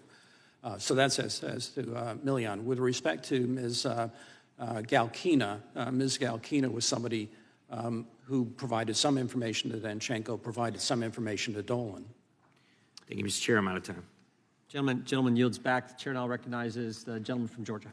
Thank you, Mr. Chairman. Special Counsel Durham, in March of 2019, before releasing the Mueller report to the public, Attorney General Barr released a statement mischaracterizing its findings and conclusions, and shortly thereafter, Attorney General Barr announced that he was investigating the FBI for investigating Putin's interference in the 2016 presidential election. And then in April or May of 2019, Attorney General Barr appointed you to lead that investigation. Isn't that correct? He did appoint me to lead the investigation, yes, sir. And then in October of 2020, Attorney General Barr appointed you as an independent special counsel so that you could continue investigating the origins of the Russia investigation once Trump was out of office, correct? I was appointed special counsel in October, yes. And by that time, your investigation had already cost the American taxpayers over $6.5 million. Isn't that correct? At that point, probably not, no. Well, at this point, how much has it cost? As I understand the figure, having looked at it, it's around $6.5 million. And after 3.5 years of investigation and $6.5 million of taxpayer money spent, your investigation led to the indictment of only 3 individuals, correct? That's correct. Well, it's contrary indictment to the fervent prayers of some on this panel, former FBI Director Jim Comey and former CIA Director John Brennan were not among those 3 who were indicted. Isn't that correct? That's correct. And to the extreme disappointment of some on this panel, your investigation failed to produce indictments against Hillary Clinton, correct? That's correct. Didn't indict Barack Obama. That's correct. Didn't indict Joe Biden. That's correct. Couldn't even indict Hunter Biden. We didn't investigate Mr. Hunter Biden. And of your 3 prosecutions, one ended with a guilty plea to an unrelated to the origins of the FBI investigation, and that individual received a probated sentence with no jail time, correct? Parts of that are correct. And the other 2 men you prosecuted went to trial on the charges, charging they were accused of lying to the FBI, and both were slam dunk acquitted. Isn't that correct? They were acquitted. And none of the individuals you prosecuted were ever charged with being part of a hoax or a fraud or a witch hunt or a politically motivated deep state conspiracy against Donald Trump. Isn't that correct? I would not say that that's accurate. You mean you did charge somebody with being a part of a hoax? We charged Mr. Sussman with having knowingly provided false information to the FBI regarding Alpha Bank. But he was acquitted, though, right? Well, that wasn't your question. Mr. Sussman was acquitted after you charged him, correct? Grand jury found he was found innocent by a unanimous jury of 12. That's not true. Well, what's true is the grand jury found probable cause to indict Mr. Sussman. A jury of his peers acquitted him, though, correct? And a trial jury. You're not going to disagree on that, are you, Mr. Durham? I'm going to try to answer your question as soon as asked. Well, let me ask you this, because in your report, you related or alluded to allegations of misconduct against Mr. Sussman and Mr. Danchenko as if those allegations had been proven true at trial, when in fact both those individuals had been acquitted and your allegations disproven. Do you believe that it's ethical to state something as a fact in an official government report when the court system found that you could not prove those allegations? Well, I think if you read the report, you'd see that we talked about the results of the trial, and we included all of the evidence that we had available, unfortunately not all of which was admitted at trial. Well, let me ask you this, Mr. Durham. You closed your investigation after you failed to find that the FBI investigation into Putin's interference in the 2016 election was politically motivated and was a deep state conspiracy against ex-President Trump. You were unable to prove that that was true. That is not what I was investigating. Well, but you did not find that that was true, correct? You found it to be false, as a matter of fact. Isn't that correct? You have a chance to read the report. Well, I did. Mr. Chairman, the time has expired. Could the gentleman be allowed to answer the question? Gentleman can respond. Time the gentleman from Georgia has expired. The witness can respond. I'm saying if you read the report, we lay the facts out in the report as to these matters. I'm not here to talk about Mr. Trump. I'm not here to talk about deep state or whatever other characterizations you made. This report is factual. Nobody's raised any issues as to whether it's factually inaccurate in any way. People can draw their own conclusions based on those facts. Yep. Mr. Durham, you've been at it an hour and a half here. We could keep going. If you can keep going, just let us know if and when you... Yeah, I'm fine, whatever the committee wants. Chair now recognizes the gentleman from California, Mr. Issa. Mr. Durham, each of us on the panel has a different background and a different idea of what's best to get out of this report and the work that you have done so faithfully, not just for the last 4 years, but for your entire career. So I'm going to start off by asking, is it true that you have the Attorney General's Exceptional Service Award, a decoration for your service? That's true. Is it also true that you have the Attorney General's Distinguished Service Award? That's true. And who awarded you that? You know, it goes back in time. Attorney General Reno had... No, 2012. Oh, I'm sorry, in 2012. I'm trying to remember what award it was. I don't frankly recall. I don't really just for the record, it's Eric Holder. Yeah. That was the CIA investigation. That's right. It's Attorney General Holder. Correct. It was, and you had to deal with some of the most despicable people and do the things that we do sometimes when wrong has been done. So I want to thank you for that. It seems like for your entire career you've been a go-to for difficult situations, not necessarily the standard I'm trying to rise quickly award, but in fact you're a career investigator.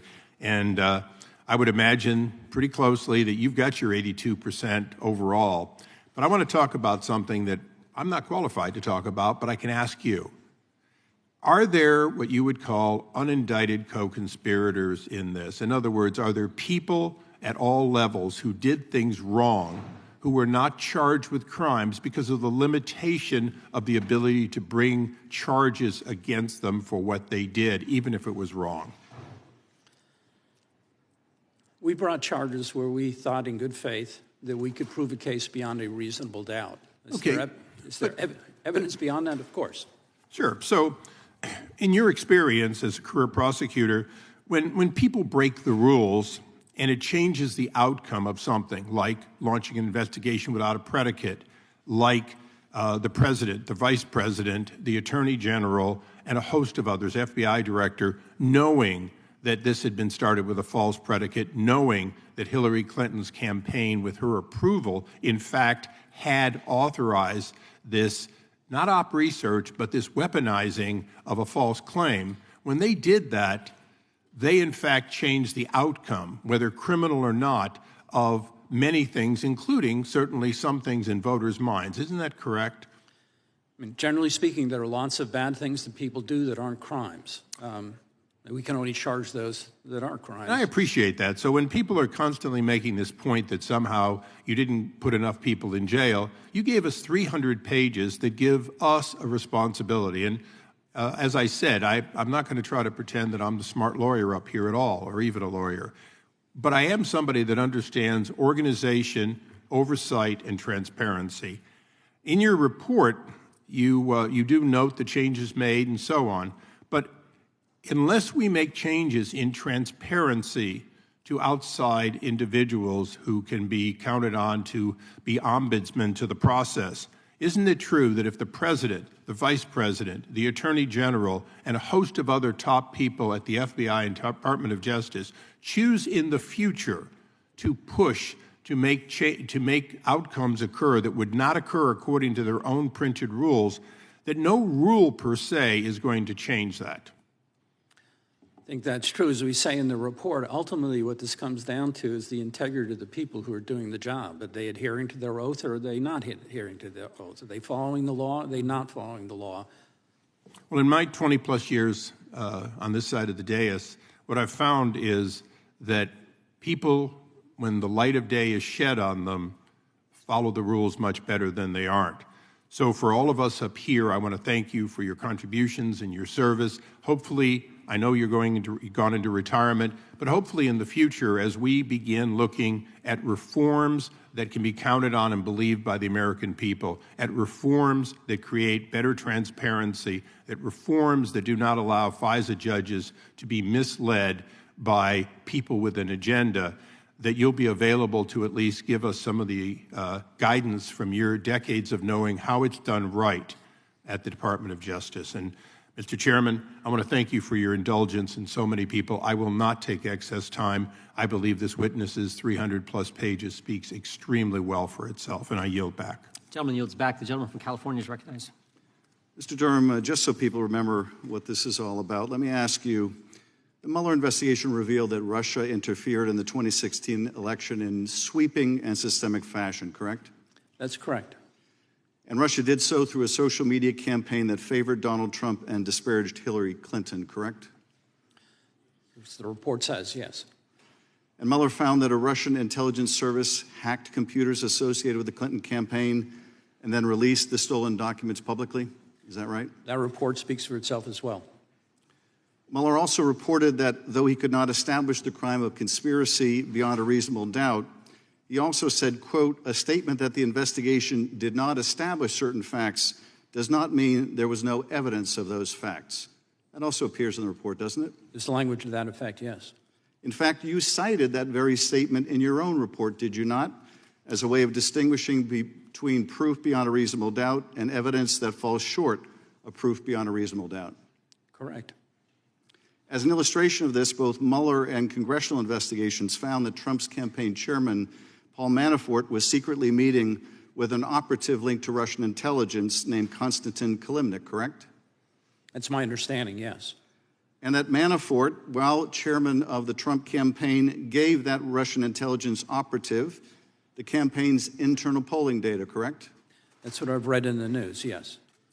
And that Manafort provided this information to Russian intelligence while Russian intelligence was engaged in that social media campaign and the release of stolen documents to help the Trump campaign, correct? You may be getting beyond depth of my knowledge, but well, let me say very simply, while Manafort, the campaign chairman for Donald Trump, was giving this Russian intelligence officer internal campaign polling data, Russian intelligence was helping the Trump campaign, weren't they? I don't know that. You really don't know those very basic facts of the investigation? I know the general facts, yes. Do I know that particular fact myself? No. I mean, I know that I've read that in the media. And are you aware, Mr. Durham, that Mueller and congressional investigations also revealed that Don Jr. was informed that a Russian official was offering the Trump campaign, quote, very high-level and sensitive information, unquote, that would be incriminating if Hillary Clinton was part of, quote, Russia and its government support of Mr. Trump? Are you aware of that? Sure, people get phone calls all the time from individuals who claim to have information like that. Really, the son of a presidential candidate gets calls all the time from a foreign government offering dirt on their opponent? Is that what you're saying? I don't think this is unique in your experience. So you have other instances of the Russian government offering dirt on a presidential candidate to the presidential candidate's son. Is that what you're saying? Would you repeat the question? You said that it's not uncommon to get offers of help from a hostile foreign government in a presidential campaign directed at the president's son.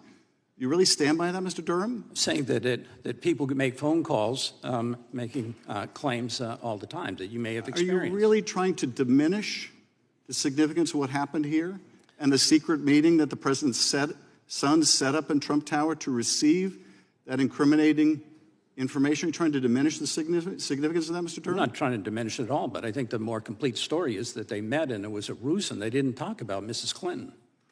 And you think it's insignificant that he had a secret meeting with a Russian delegation for the purpose of getting dirt on Hillary Clinton, and the only disappointment expressed in that meeting was that the dirt they got wasn't better. You don't think that's significant? I don't think that that was a well-advised thing to do. Not well-advised. Right. Well, that's the understatement of the year. So you think it's perfectly appropriate or maybe just ill-advised for a presidential campaign to secretly meet with a Russian delegation to get dirt on their opponent? You would merely say that's inadvisable? Yeah, if you're asking me would I do it, I hope I wouldn't do it, but it was not illegal. It was stupid, foolish, ill-advised. Well, it is illegal to conspire to get incriminating opposition research from a hostile government that is of financial value to a campaign. Wouldn't that violate campaign laws? I don't know all those facts to be true. Well, your report, Mr. Durham, doesn't dispute anything Mueller found, did it? No, our object, our aim was not to dispute Director Mueller. I have the highest regard for Director Mueller. He's a patriot. The only distinguishment between his investigation and yours is he refused to bring charges where he couldn't prove guilt beyond a reasonable doubt, and you did. I yield back. Gentleman yields back. The gentleman from Colorado is recognized.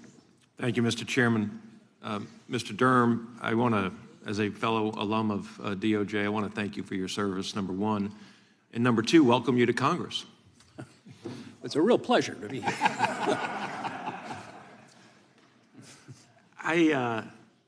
I want to ask you some questions about FISA and some of your most recent experiences as the special counsel and what your specific advice would be, I guess. I am concerned with the conclusions in your report, and I just want to, they've been mentioned several times here, but in your opening statement, you talk about lack of investigative discipline, a failure to take logical investigative steps, and bias.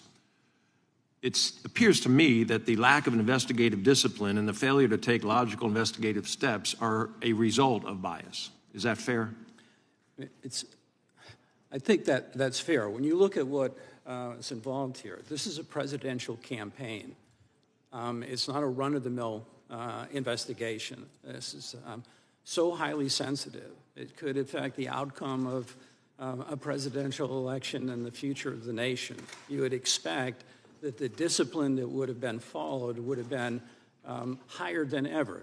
And that didn't happen here. The sort of analytical rigor, the discipline in how we investigate criminal matters, that was just absent here in large measure. Fair to say that there was a rush to judgment? I'm sorry? Fair to say that there was a rush to judgment? In other words, the judgment of proceeding with the investigation before following proper procedure? As been alluded to here, the information that they had received from the Australian diplomats, not Australian intelligence or law enforcement, about Australian diplomats about something that was said at a bar.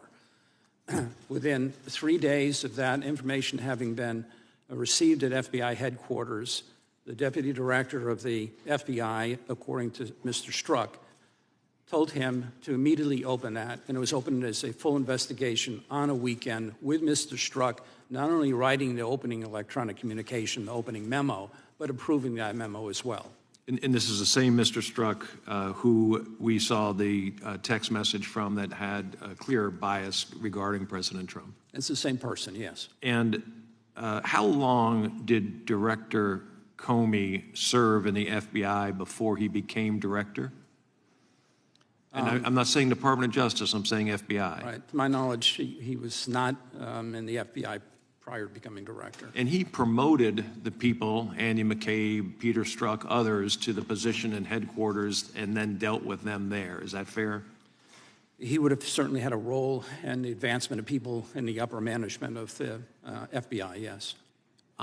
My concern is that the bias that has been demonstrated there, whether it has been eradicated or dealt with, could exist in any of these agencies. And these agencies have access to very sensitive information that we and Congress allow for counterterrorism, counterintelligence activities, and it really goes around the Constitution because it does not deal with U.S. citizens. And I'm talking about the FISA rules now. Have you heard of backdoor searches? I've heard the term, yes, sir. And it refers to the ability of an agency to look at a U.S. citizen's communications because the communication was with a foreign individual and it was recorded because that foreign individual was being looked at. Is that fair? That's fair. And if there was this bias in an agency like the FBI that we saw previously, and they wanted to go after a U.S. citizen, they could use that technique to go after that citizen. And my question to you is, how do we prevent that? How do we in Congress take a look at FISA, try to maintain the national security interests, but at the same time protect U.S. citizens from a rogue agency, a biased agency or agent? I shouldn't say agency and condemn everyone, but individuals in the agency. How do we protect American citizens from what could occur? And let me give you another quick example. Going out and buying information from private data sellers to obtain information that you couldn't obtain with a search warrant because you don't have probable cause. Those techniques are all available under FISA. What should we do? You know, that's clearly beyond my my background and experience. These are very complicated questions, particularly when we know the adversaries are doing the same thing. And, you know, what do we do under those circumstances? I think you've got a very tough job in figuring out how do you balance the liberties of the American people and protect the liberties of the American people while at the same time protecting the country and the nation and the people of the United States. I don't feel qualified really to provide you with any helpful information along those lines, but I know that it is a serious issue. It's a serious concern. I thank you, and I yield back. Gentleman yields back. Before going to the gentleman from California, the gentlelady from Texas has a unanimous consent, I think? Okay. Mr. Chairman, I ask unanimous consent to submit records from the Department of Justice reflecting meetings with the U.S. Attorney John Durham. These records were in response to American Oversight's request for DOJ communications between the offices of the Attorney General and the Deputy Attorney General and the Durham or his first assistant. I ask unanimous consent to place this in the record of this hearing. Without objection, so ordered. Mr. Chairman, I have a unanimous consent. Gentleman from request. California. Mr. Chairman, you and your colleagues have continually cited to Steve DeUnio's transcribed interviews using selected statements taken out of context. I move for unanimous consent to enter the entire transcript into the record so the American public can see for itself exactly what he said.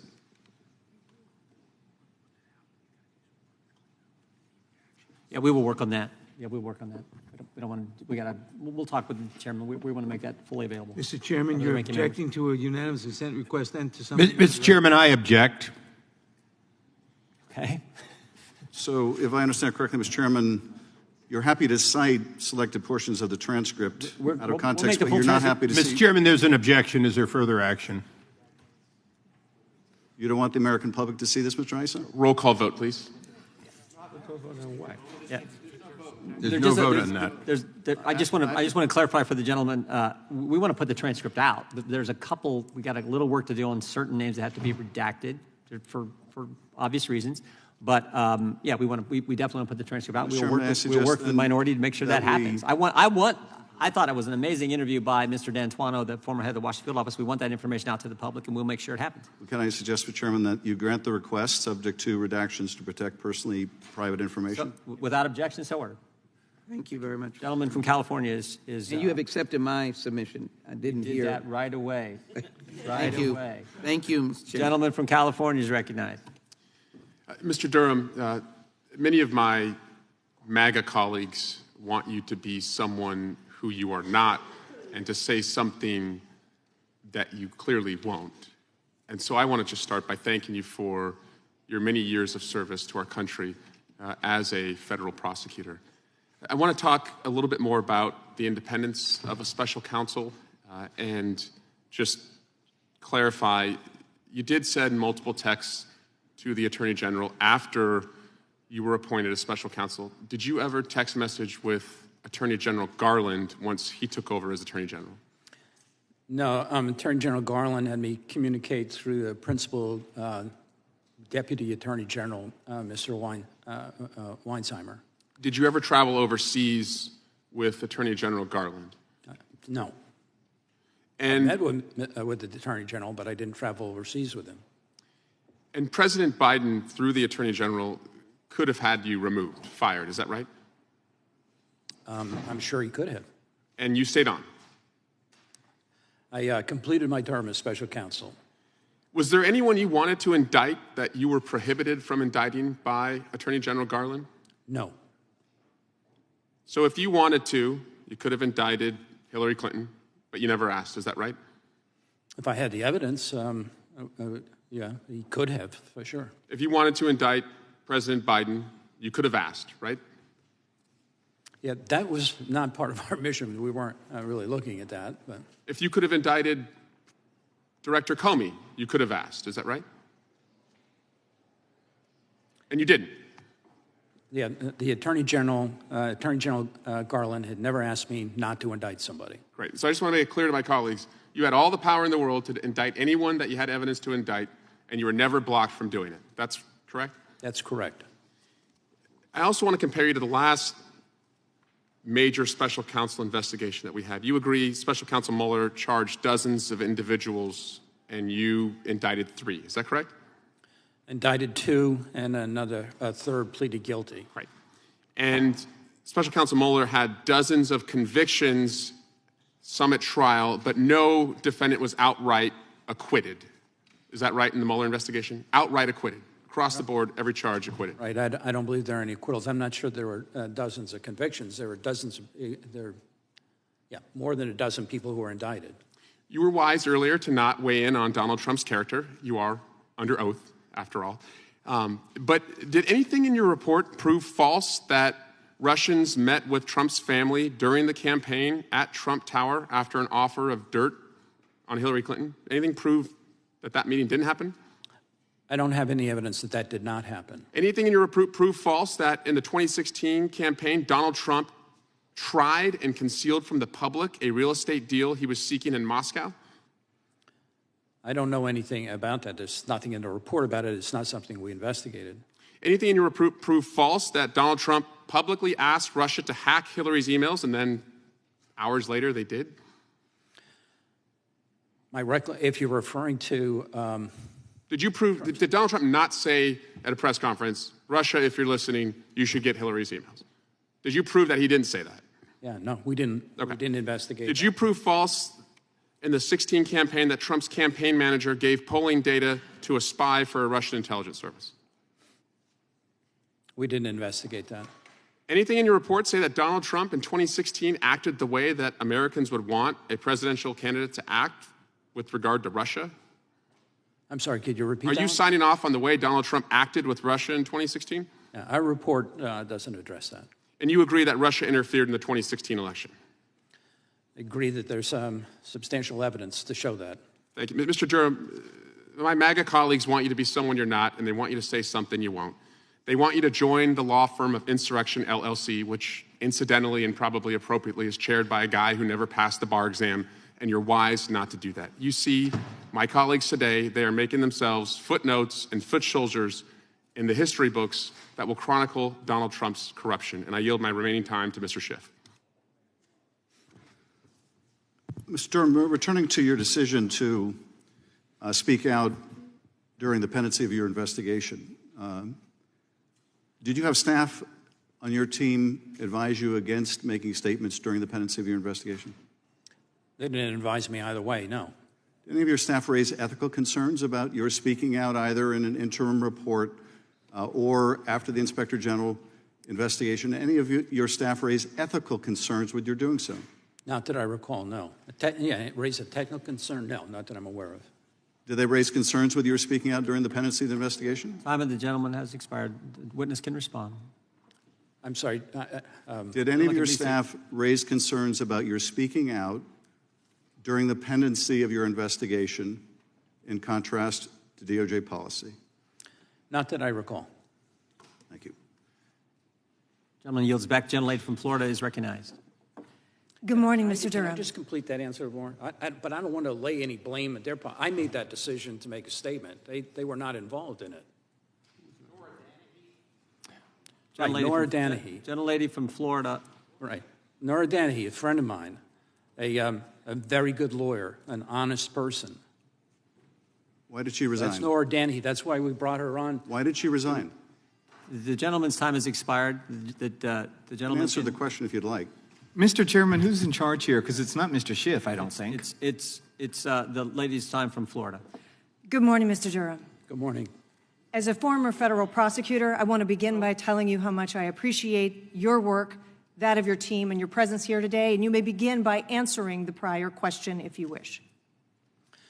With respect to Ms. Danahy, I have the greatest respect for her. She's a friend of mine. She's very well educated. She's an honest person. We had some disagreements on issues, and I don't really have any comment beyond that. I'm not going to discuss the internal management and decision-making. I'll tell you this, that every agent and every lawyer who worked on this project had a full voice in the decisions that were going forward. I made the final decisions. Thank you, Mr. Durham. I'd like to focus on the Department of Justice's procedures as to FISA applications when that process is conducted appropriately. To begin with, FISA surveillance application must include an affidavit from a federal law enforcement officer, correct? That's correct. And that affidavit must demonstrate cause to believe that the target of the surveillance is an agent of a foreign power. Is that also right? Right. If it relates to a U.S. citizen, it has to be that they're a knowing agent. If it's a non-U.S. person, a knowing element is not required. And it is intended that that affidavit should rely upon reasonable, trustworthy information, is it not? That's correct. Right.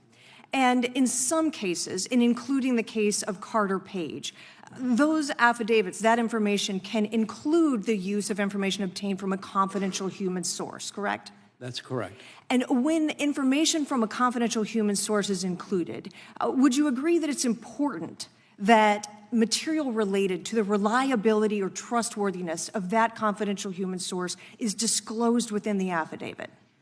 Yes.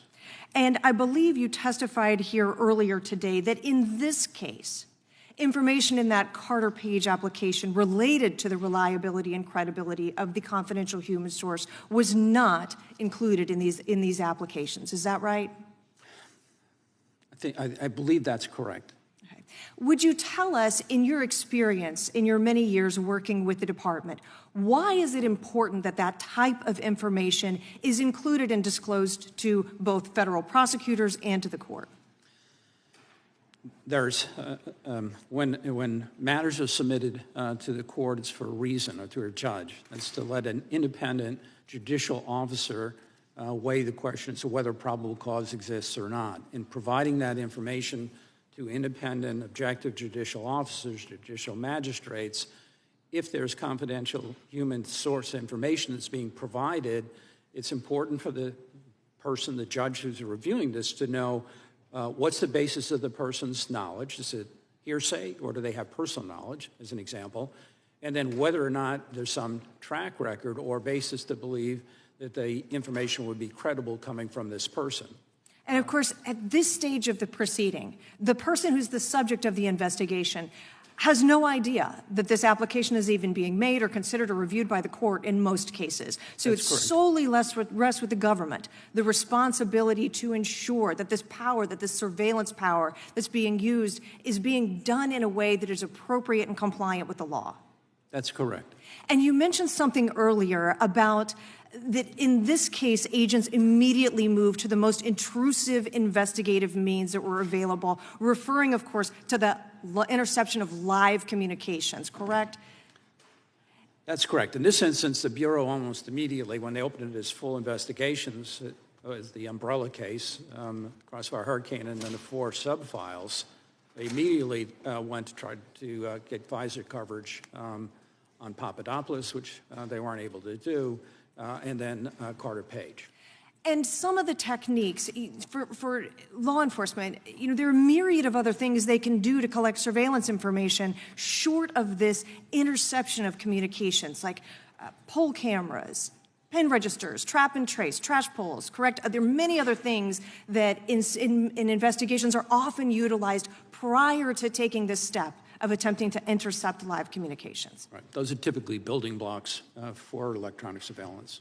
So based on your testimony so far, what we're hearing is that here, a FISA application was pursued without disclosing some relevant information to prosecutors or the court, without following standard procedural rules, utilizing investigative techniques that were the most intrusive without first exhausting other techniques, and instead pursuing the most invasive method possible from the outset against Mr. Page. That's essentially correct, yes. Now, one other thing, you mentioned earlier during your testimony that the failures identified during your investigation, that if they were not addressed, they would result in national security risks and continued public lack of confidence in our institutions of justice, that there were no overnight fixes, but we needed accountability, standards, and consequences. Would you elaborate, please? Time the gentlelady has expired. The witness can respond. Yeah. The national security interests that, here include liberties of the American people. One of the things that was most disturbing about the dossier, the Steele dossier, is whether or not this is, so at least some of it was Russian disinformation, whether Igor Danchenko, who personally wrote that he was responsible for 80% of the intelligence in the dossier and 50% of the analysis, whether or not Mr. Danchenko was the source of Russian disinformation. If you don't run some of those things to ground, it does affect the liberties, or potentially affects the liberties of the American people and the national security interests of this country. Thank you, sir. Gentlelady yields back. The gentleman from California is recognized. Thank you, Mr. Chairman. Before I begin my questioning, I want to say that the House Judiciary Committee is responsible for helping to ensure the rule of law. The chairman of this committee ignored a bipartisan congressional subpoena. The precedent set by this chairman has damaged the ability of congressional committees to get information from witnesses and damaged the rule of law. Now, Mr. Durham, thank you for being here voluntarily today. In your report, not only did the FBI have information, as stated before, that the Australians knew that Trump Foreign Policy Advisor George Papadopoulos had suggested that the Russians were going to release anonymous information damaging Hillary Clinton, the FBI also knew and had information that the Democratic National Committee was hacked by the Russians and information was being released to the American public.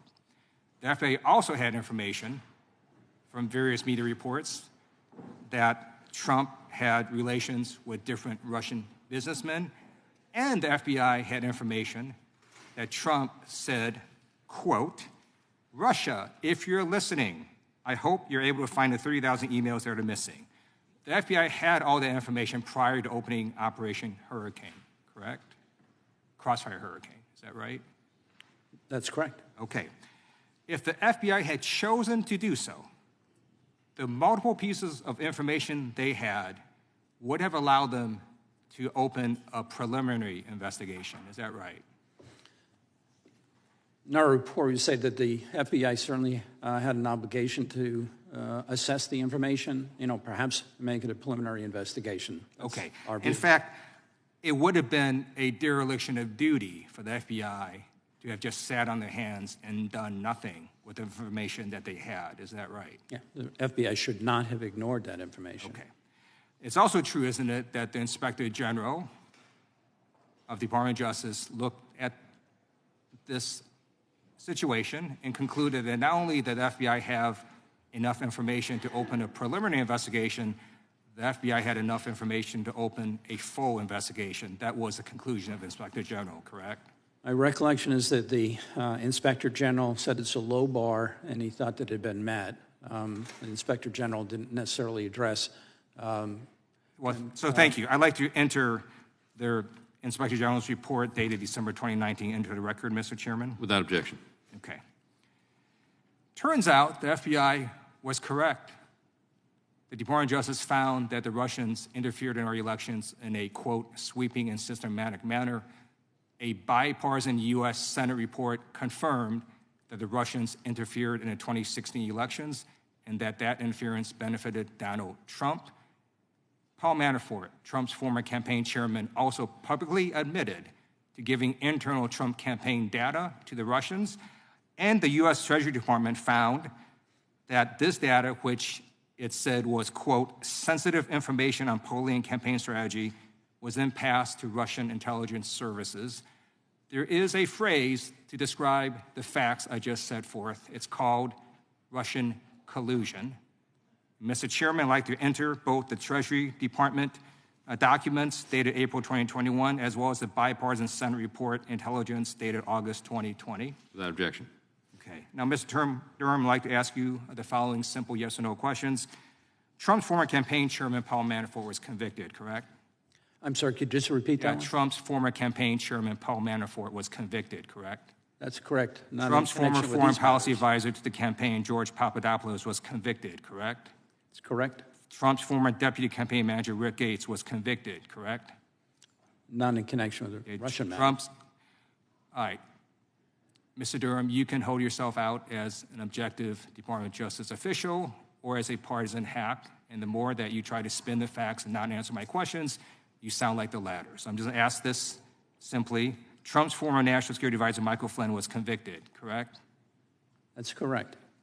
Trump's longtime advisor, Roger Stone, was convicted, correct? I'm sorry, missed the last thing you Trump's mentioned. longtime advisor, Roger Stone, was convicted, correct? Correct. In contrast to multiple Trump associates who were convicted, you brought 2 cases of jury trial based on this investigation, and you lost both. And so I don't actually know what we're doing here, because the author of the Durham report concedes that the FBI had enough information to investigate And thank goodness the FBI did, because multiple Trump associates who committed crimes were held accountable. And the best way to summarize what happened is thank you to the brave men and women of the FBI for doing their jobs. I yield back. Gentleman's time's expired. He yields back. Gentleman from California, Mr. McClintock, is recognized for 5 minutes. First of all, Mr. Durham, I apologize for the personal attacks that have been leveled upon you by from sources on the other side of the aisle. This is what they do. This is how they argue. So we've gotten used to it, and I hope you will too at some point. The central charge in the Russian collusion hoax was that Trump campaign operatives were in contact with Russian intelligence sources. Were Clinton campaign operatives in contact with Russian intelligence sources? That's beyond the scope of our report. I can only speak to the former, and the former is there was no such evidence. As we report in the report, there was was Danchenko a Russian intelligence source? Mr. Danchenko had been investigated by the FBI for espionage. They closed the case when they mistakenly thought he had left the country. Mr. Danchenko's status in connection with that espionage matter was never resolved by the Bureau. The Bureau, in fact, never opened it. And he was the source for much of the Steele dossier. He said that he was responsible for 80% of the intelligence in the dossier. And who commissioned the Steele dossier? The Steele dossier was done by Fusion GPS, who was hired by Perkins Coie, who represented the Clinton campaign. And so what role did the Clinton campaign play in this hoax? I'm sorry, did they play? What role did the Clinton campaign play in this hoax? The Clinton campaign funded the work, the opposition research that was done by Fusion GPS, and GPS paid Mr. Steele for the dossier. And who in the Clinton campaign approved that relationship? Well, we lay some of that out in the report. I think there was Mr. Elias, who was general counsel to the campaign, who engaged the services of Fusion GPS. Mr. Jordan referenced the Clinton plan intelligence. Exactly what was the Clinton plan? Based on declassified documents in the public record, there was intelligence information that was received at virtually the same time that the information came from the Australians. I mean, within a day or two. That intelligence included information that there was a purported plan designed by one of Mrs. Clinton's foreign policy advisors to create a scandal tying Donald Trump to the Russians. That's the essence of the intelligence as contained in the declassified information. Did the president receive this intelligence? On August 3rd of 2016, then Director Brennan had briefed the president, vice president, director of national intelligence, the FBI, the attorney general, and others. When you say the FBI, you mean Mr. Comey? He had, on August 3rd, it was conducted at the White House. It was Director Comey himself. So Mr. Comey knew about this. President Obama knew about this. Vice President Biden knew about this. But it wasn't provided to the agents on the case or provided to the secret FISA court. Is that correct? That's correct. Why wasn't it? No, we can tell you what the facts are. People can draw their own conclusions from that. About the Papadopoulos comments at the bar that were used as justification for this whole thing, what would the FBI have learned had it looked into this information honestly?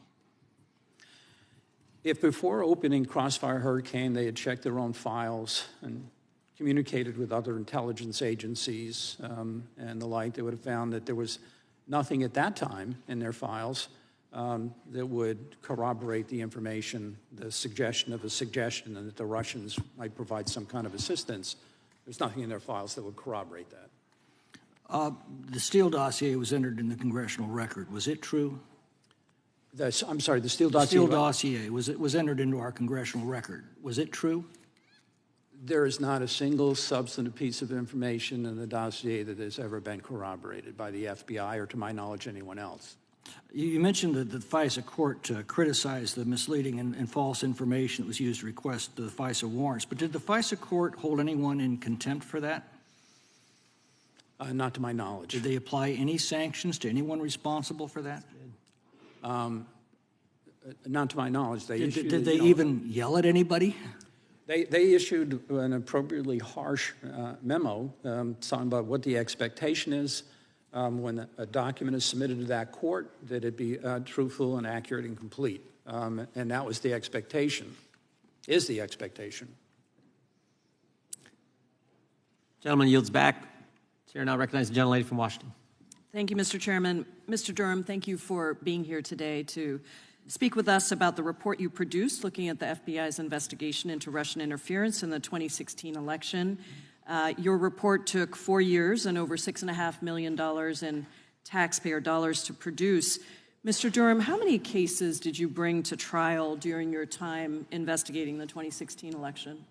I'm sorry, I just missed part of that. How many cases did you bring to trial? 2. 2. And in how many of those 2 cases did the juries vote to convict? Neither one. Neither one. Neither jury voted to convict the gentleman that you prosecuted, and in fact, in one case, the trial judge threw out one of your charges because the claim that you were charging as false was, as he put it, literally true. Mr. Durham, I think you were given an impossible task by Attorney General Bill Barr. He asked you to figure out how to make Donald Trump's Spygate claims true. But you couldn't do that because you quickly realized that the claims were false. And so you set about, as many Republicans on cable news do, trying to find a way to blame Hillary Clinton for Donald Trump's woes. Mr. Durham, do you know how many people Special Counsel Mueller indicted or obtained guilty pleas from? They indicted or charged a number of people, I think. It was 34. It was 34 people and 3 companies. Do you know how many of those indictments were of individuals who were acquitted in court? I don't know that anybody was acquitted. That's right. The answer is none. So I think the difference between your investigation and Mr. Mueller's was that Mr. Mueller actually found actual evidence of a crime. We know that Russia did attempt to interfere in the 2016 election. We know that Russia did hack into the DNC email server, and Mr. Mueller's prosecutions reflected that reality, such as the case of 12 Russian military intelligence officers who he charged with crimes related to the hacking and the leaking of leading Democrats' emails in 2016. Similarly, Mr. Mueller found repeated instances of Trump campaign associates lying when asked about their interactions with Russian interests. And as a result of Mr. Mueller's investigation, George Papadopoulos pleaded guilty in October of 2017 to making false statements to the FBI. Trump campaign aide Rick Gates pleaded guilty to 1 false statements charge and 1 conspiracy charge. Trump National Security Advisor Michael Flynn pleaded guilty to making false statements to the FBI. And in November of 2019, Trump advisor Roger Stone was convicted on 7 counts, including lying to the House Intelligence Committee and tampering with a witness. Again, Mr. Mueller indicted or got guilty pleas from 34 people and 3 companies. Mr. Durham, you're a career prosecutor, correct? That's correct. And you started working as a state prosecutor in 1977, and you joined the Justice Department in 1982. Yes or no, prosecutors prioritize bringing cases to court that have a high likelihood of winning? I would not say that that's the standard, no. So you don't think that to call an investigation successful, you should at least reveal some new information? Most of your report, Mr. Durham, is a rehashing of old news, including process-related concerns that the FBI had already addressed. In fact, that's why you said you were not recommending any further changes to FBI policies or procedures. So at the very least, I would think that you would need to win some of the cases on their merits. But that's not what happened, and that's not what MAGA Republicans are looking for. Chairman Jordan seems to be looking for any excuse to discredit law enforcement and DOJ, who are finally holding Donald Trump accountable for his serious violations of the law. Violations, by the way, that Donald Trump just admitted to last night on Fox News. Americans will see through this facade, and I wanted to ask Mr. Schiff if he wants my additional 40 seconds of time. If so, I yield. Thank you. I just want to follow up on my question before. Nora Danahy was a very well-respected member of your team. Why did she resign? I'm sorry? Nora Danahy was a very well-respected member of your team. Why did she resign? Yeah, that's not part of the report, and I'm not going to discuss internal matters. Did she resign over disagreement she had with you about how you're handling the investigation?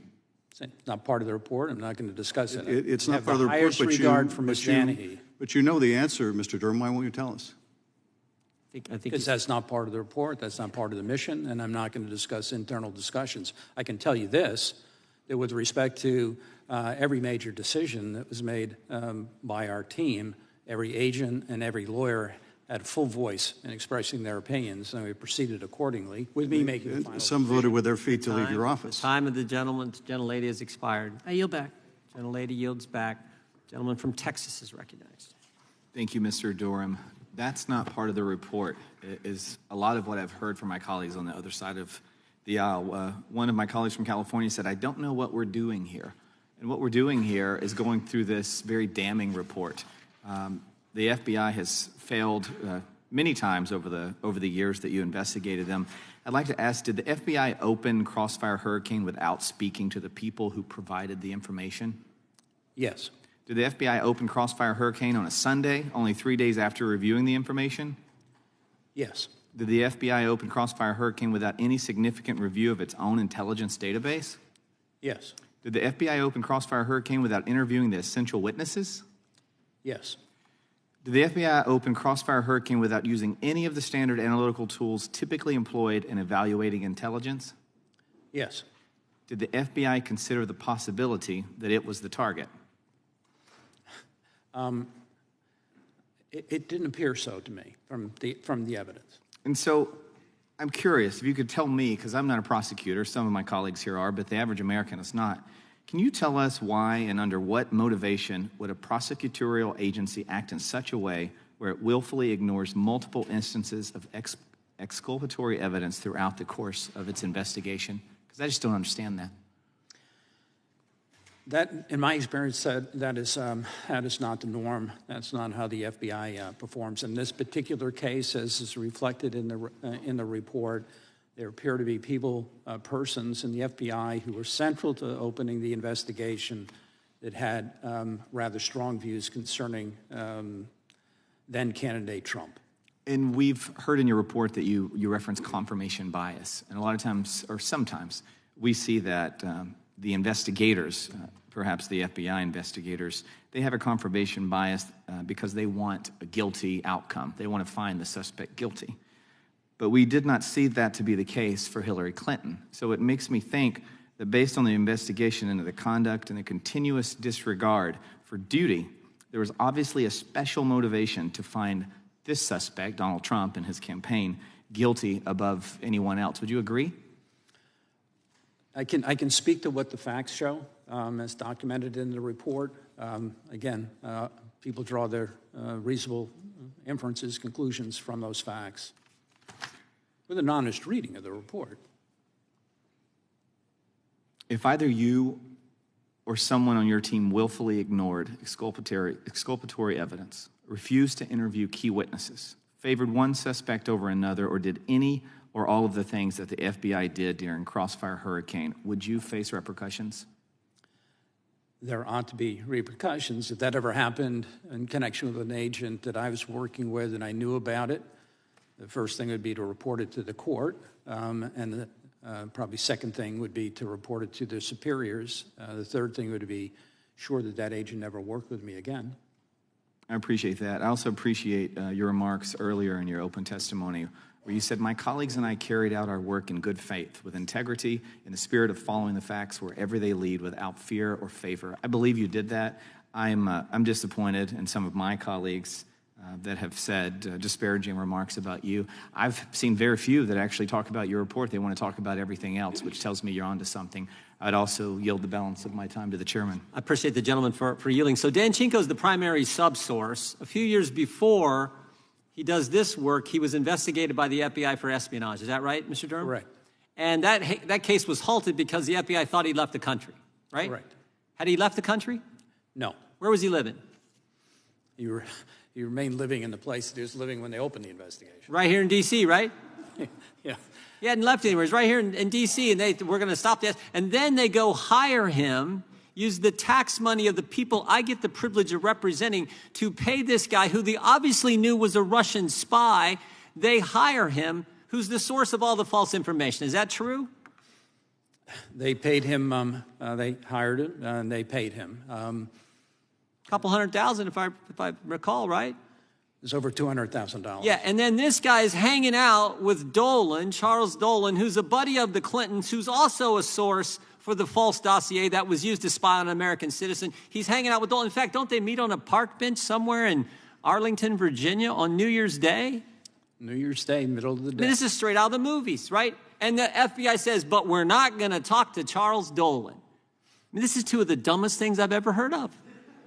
They won't talk they pay a guy who's a Russian spy who's the source of the dossier. The other source of the dossier is Charles Dolan, who meets with that guy on a park bench in Arlington, and they don't want to interview him. I mean, you can't make this stuff up. But that's what Comey's FBI did. And they're still doing this kind of baloney because Mr. D'Antuono told us so, running operations, running investigations out of headquarters instead of assigning a U.S. attorney, a job you did for a long time and did very well. That is a huge problem.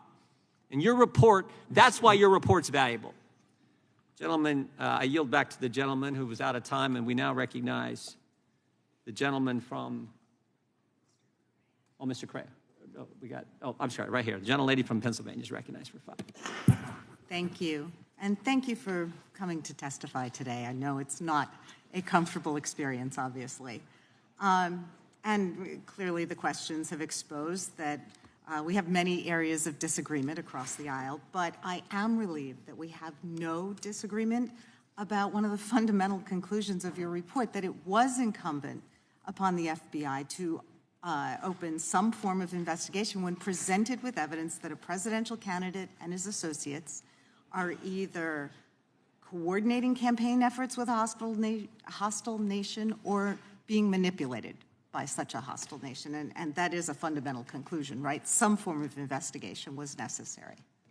Right. I mean, the FBI, when they receive information, disinformation, other information, they almost always have some obligation to assess that information. Sure. That's what the assessment is about. Sure.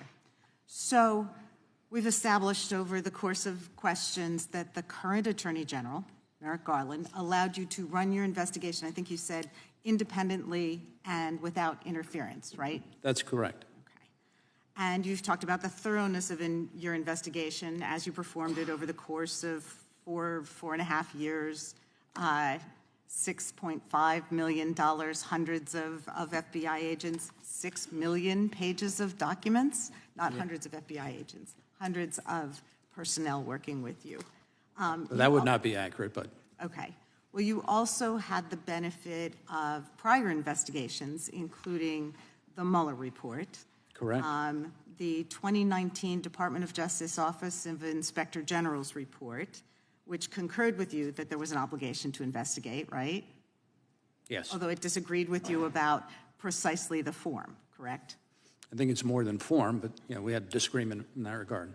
And there was also a 2020 Senate Select Committee report on intelligence run by Senator Rubio that affirmed that Russia, in fact, had sought to interfere in our elections to benefit the Trump campaign, correct? The report, I don't remember if Senator Rubio was the chair at the time or not. Okay, but I don't think he was. Okay. So with all of that, you and Attorney General Barr had both been appointed by President Trump, right?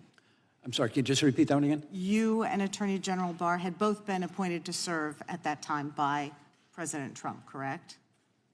I had been nominated by President Trump, and I believe that Mr. Barr was nominated to be Attorney General by Mr. Trump. Okay. And the AG Barr appointed you to be special counsel, right? He appointed me as special counsel, yes. Okay.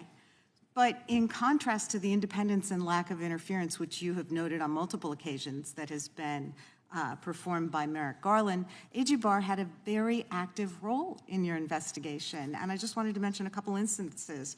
First of all, shortly after your appointment, you and AG Barr both traveled overseas and met with Italian officials who provided some allegations with respect to criminal activity by the former president, correct?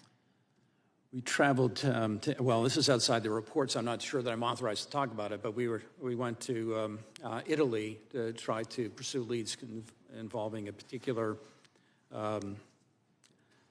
mysterious professor. Okay, so you don't mention in your report those allegations of misconduct concerning the former president, correct? It's not in your report. You didn't include that information in your report, right? Okay. Which information? About your trip to Italy with AG Barr? No, I don't know why I would have included that in a report.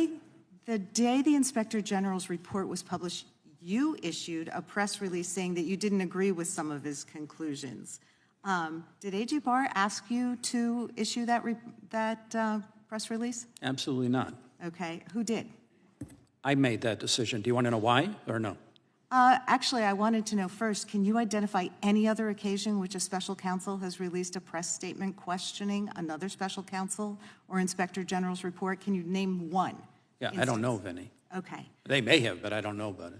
Okay, so did you communicate with AG Barr about your press statement before his was released the same day, or was that just a fantastic coincidence?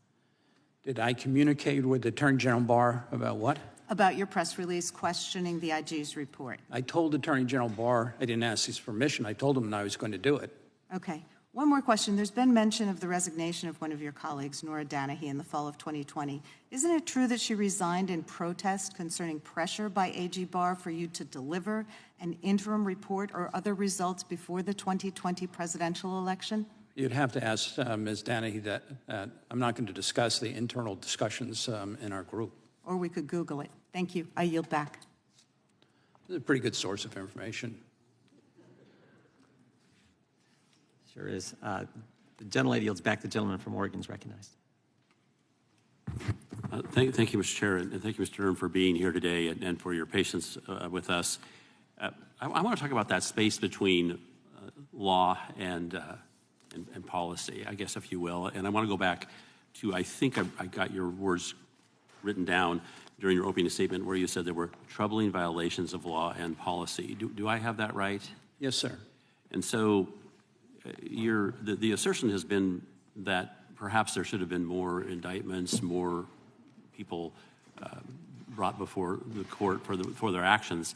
But it appears to me that you tried that and perhaps encountered, I haven't looked at the two trials that turned out not to reach convictions. But was it a situation where there was something wrong, but it didn't rise to the level of a crime? Is that what was going on in that space? You conduct these investigations. We conducted this investigation, done other public corruption investigations, organized crime investigations, and when there's sufficient evidence that you believe that the evidence is sufficient to prove a case beyond a reasonable doubt, that case should be brought. There may be evidence that you have, but you're not confident that it would be sufficient to prove a case beyond a reasonable doubt and sustain that case on appeal, and you don't bring the action. And here there was conduct, some of which was misconduct. There's conduct that was probably criminal, but you couldn't prove it. And that's true here. It appears in other instances as well. Right, and I think the phrase political bias or confirmation bias has been used a number of times. Is that a crime? Confirmation bias is not a crime. It's part of our human condition, I suppose. Yes, and so you may well have found, and it sounds like you did, troubling violations of law and policy, which perhaps would not lead to and did not, of course, convictions, but it doesn't make it any less wrong when we have our law enforcement agencies engaging in this kind of conduct. And I think that's why you call it troubling. Do I have that right? You have that right. And the question, I suppose, is what can we do about this situation looking forward? If it's not a crime, but we know it's wrong, what should we be doing? And I think you made some suggestions. Can you recite those for us? And what you spent 4 years in this space, and there's obviously things going wrong that we can't convict people for, or at least it doesn't rise to the level that will warrant that approach. What should we be doing? Yeah, I mean, the real difficulty, in my view, is trying to figure out how to hold people accountable for their conduct. And it's not a simple problem to solve. In the context of the FISA situation, you know, for example, or maybe it would be the case in any instance in which there's what's referred to in the Bureau as a sensitive investigative matter, a SIM, that there are additional rules that apply there. You know, maybe it's come time where if an agent is going to sign a FISA application in a sensitive investigative matter, that they not only understand that they're signing under the penalties of perjury, but if the Bureau determines that they intentionally misstated anything, that their employment will be terminated. I mean, there's real teeth in when somebody signs an affidavit, swears to something before a judicial officer, there are consequences if that is untrue. There are criminal penalties, but there sure as heck got to be other penalties as well. I mean, there are things like that. In these sensitive cases, I mean, this is not a normal case. This is a presidential election and it affected the nation. Maybe they ought to instill practice, for example, of red teaming, which we tried to do to an extent in our investigation, which is you have a group of people who take the opposite side to make the arguments, to try to point out either where the weaknesses are or where additional evidence needs to be developed. It may be that the Bureau would benefit, as I said in the report, from having something of an ombudsman who would look at FISA applications or look at the investigative effort being undertaken in these sensitive investigative matters, who looks at how the investigation is progressing and whether or not, in that person's estimation, the investigation is being done independently and in a disciplined way. There are those kinds of things. But ultimately, I don't know how you hold people responsible absent their integrity and that kind of overview or review of what the investigation is doing. Thank you, Mr. Durham. I yield back. Gentleman yields back. The gentleman from Colorado is recognized. I thank the chairman. Mr. Durham, thank you for testifying today. Thank you for your service to it's been a real pleasure. Our country. Well, we appreciate your service to our country, to the Department of Justice.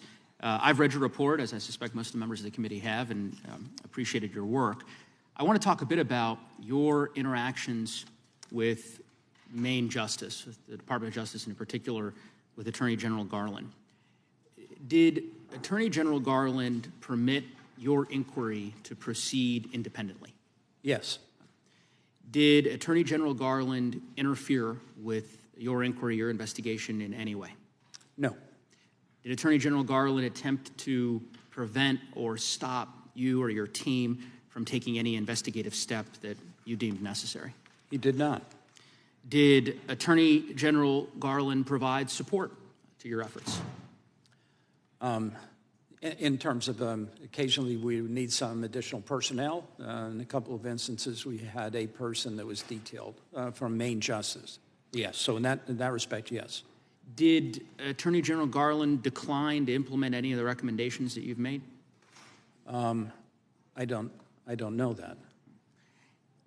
The letter, the report, I believe it's on page 3 of your report, you say, and I'll quote, "After the inauguration of President Biden, Attorney General Garland met with the Office of the Special Counsel. The office very much appreciates the support consistent with his testimony," referring to Attorney General Garland, "during his confirmation hearings that the Attorney General has provided to our efforts and the Department's willingness to allow us to operate independently," end quote. And you stand by that, I suspect. I do. Correct. Sounds like the Department of Justice and the Attorney General were supportive of your efforts, did not interfere in any way with the work that you did over the course of the last several years. There are some folks here in Congress, some colleagues of mine on the other side of the aisle, who have talked about or indicated their desire to defund the Department of Justice. Do you believe the Department of Justice should be defunded? I don't believe these discussions about defunding the police make any sense at all for the security of the nation, and I don't think defunding cornerstone law enforcement entities make a whole lot of sense. Maybe more oversight, but defunding in our cities and streets and so forth, no, that doesn't make sense to me. But I've only been at this for 40 years. Sure. Well, and as I said, I am grateful to your service, and for your service, rather, and I guess I just want to put a finer point on it because I guess I didn't hear that in your answer. You said a cornerstone of law enforcement. I take that you mean the Department of Justice. The Department of Justice obviously should not be defunded, right? You've committed your career to the Department of Justice. You were a former U.S. attorney, a former acting U.S. attorney, 35 years as an assistant U.S. attorney. You have a decorated record of service to the department. I'm hoping you're willing to say on the record clearly that you don't believe the department should be defunded. I don't believe the Department of Justice or the FBI should be defunded. I think there ought to be some changes and the like, but defunded, no. Thank you. And I appreciate your candor. And I agree with you. With respect to the Office of the Special Counsel, of course, you've concluded your service. As you know, there are different special counsels that are appointed from time to time. You've served in that capacity multiple times yourselves. There is discussion of defunding special counsels. Do you support more broadly the principle of defunding the Office of the Special Counsel? Yeah, I mean, I guess I would have to know the particulars of what the discussion is, but I mean, the general notion that you would establish special counsel office, the special counsel is doing an investigation, then you're going to defund it would not make sense to me. Yeah, I agree. And just to put a finer point on this, you served as special counsel for a period of years. During the course of your investigation, for the bulk of that time, Democrats were in control of the United States House of Representatives. There was no effort that I'm aware of to defund your office. And I assume that you would have construed that if someone had made an effort to defund the Office of Special Counsel, your office, as you were undertaking your investigation, as political interference, to the extent that that was being done to try to impair or impinge on your investigation. Is that an accurate statement? Yeah, I mean, if it were our office, our team, I guess I'd have to know the basis of that to see if I thought it was, political or that, let's say it's because people spending too much money. Sure. Let's say it's because people disagreed with the work that you were doing. They didn't like your investigation. They disagreed fundamentally with decisions you were making. I presume you would construe that as political interference. Special counsel should operate independently. That's the whole purpose of special counsel. So, I certainly agree. And again, I thank you for being here. I yield back, Mr. Chairman.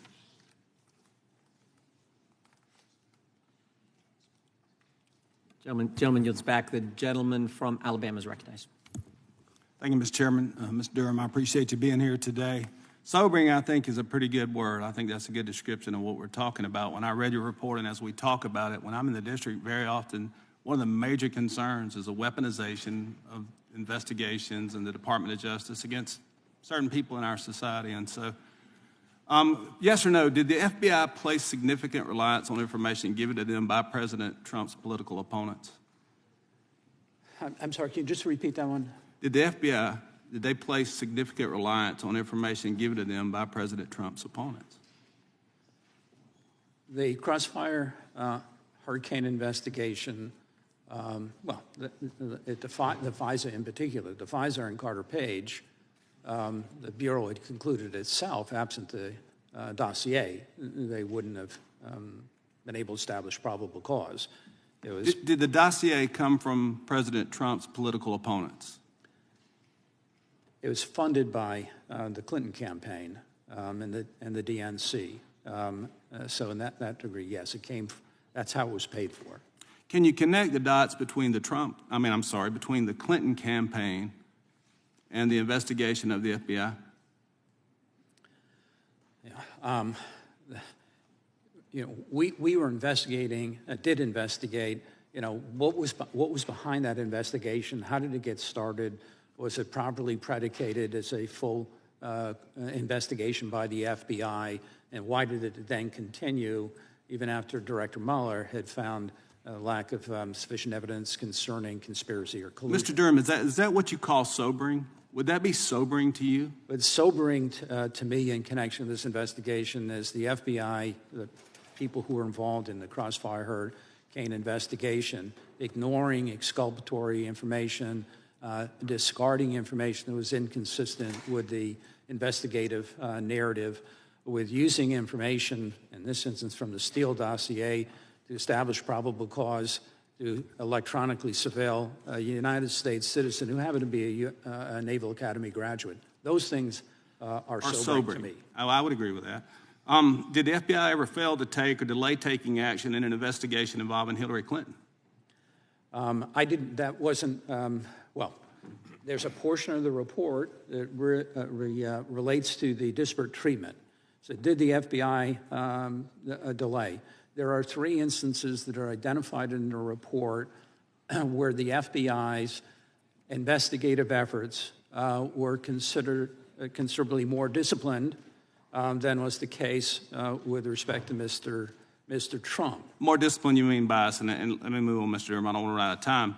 Did the FBI give the Clinton campaign a defensive briefing?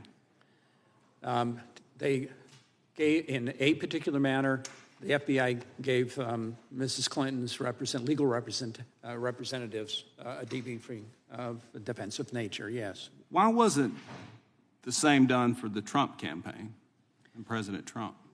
We explored that during the course of the investigation. What we learned is set out in the report. It would appear from at least what we were told that very little thought went into whether they should give anybody in the Trump campaign a defensive briefing, and they didn't do it. A lot of thought went into giving Hillary Clinton's campaign a defensive briefing, apparently, but not President Trump. In one instance, I think you're referring to the submission of a FISA application in that matter against the foreign interest was premised on them giving a defensive briefing to Mrs. Clinton and some other political... Mr. Durham, is it safe to say that the Clinton campaign colluded with the Russians to accuse Donald Trump of colluding with the Russians? I could not phrase it that way.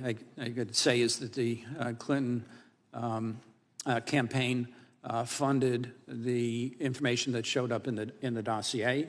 The Clinton campaign funded the information that was put together concerning an alleged secret communications channel between Trump and Alpha Bank, which was presented to the FBI through Mr. Sussman. So, yeah, there are those things that definitely occurred, and the evidence establishes that. Thank you, Mr. Durham. I appreciate your service. I'll yield back to the chairman.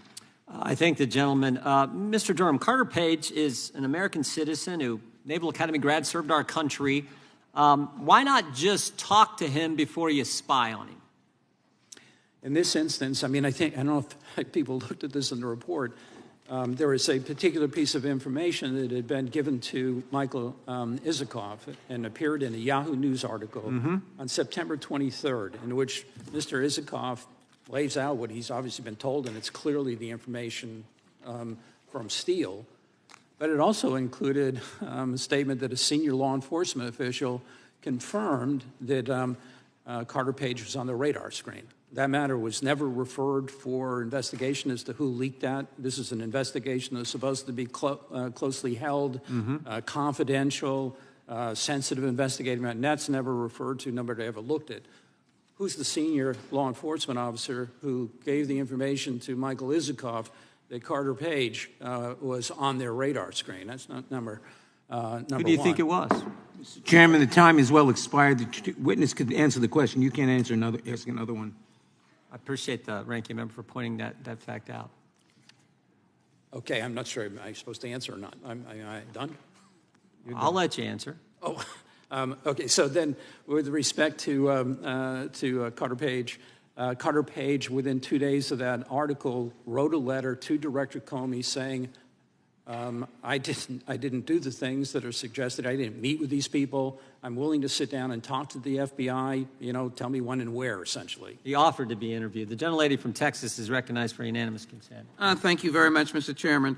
Let me submit into the record an article dated 6/18/23. After years of political hype, the Durham inquiry failed to deliver. Ask unanimous consent. And then ask unanimous consent to place into the record this language from a letter directed to Mr. Durham on May 15, 2023. The Federal Bureau of Investigation appreciates the Special Counsel's independent review. We also appreciate your acknowledgement of the extensive cooperation the FBI provided to your team throughout the review, including production of nearly 7 million pages of documents, assignment of full-time FBI special agents to assist in your fact-finding process, and provision of FBI technical expertise. Without objection. Thank you. Mr. Chairman, I yield back. Gentlelady yields back. The gentlelady from Pennsylvania is recognized. Thank you, Mr. Chairman, and thank you, Special Counsel Durham, for being here today.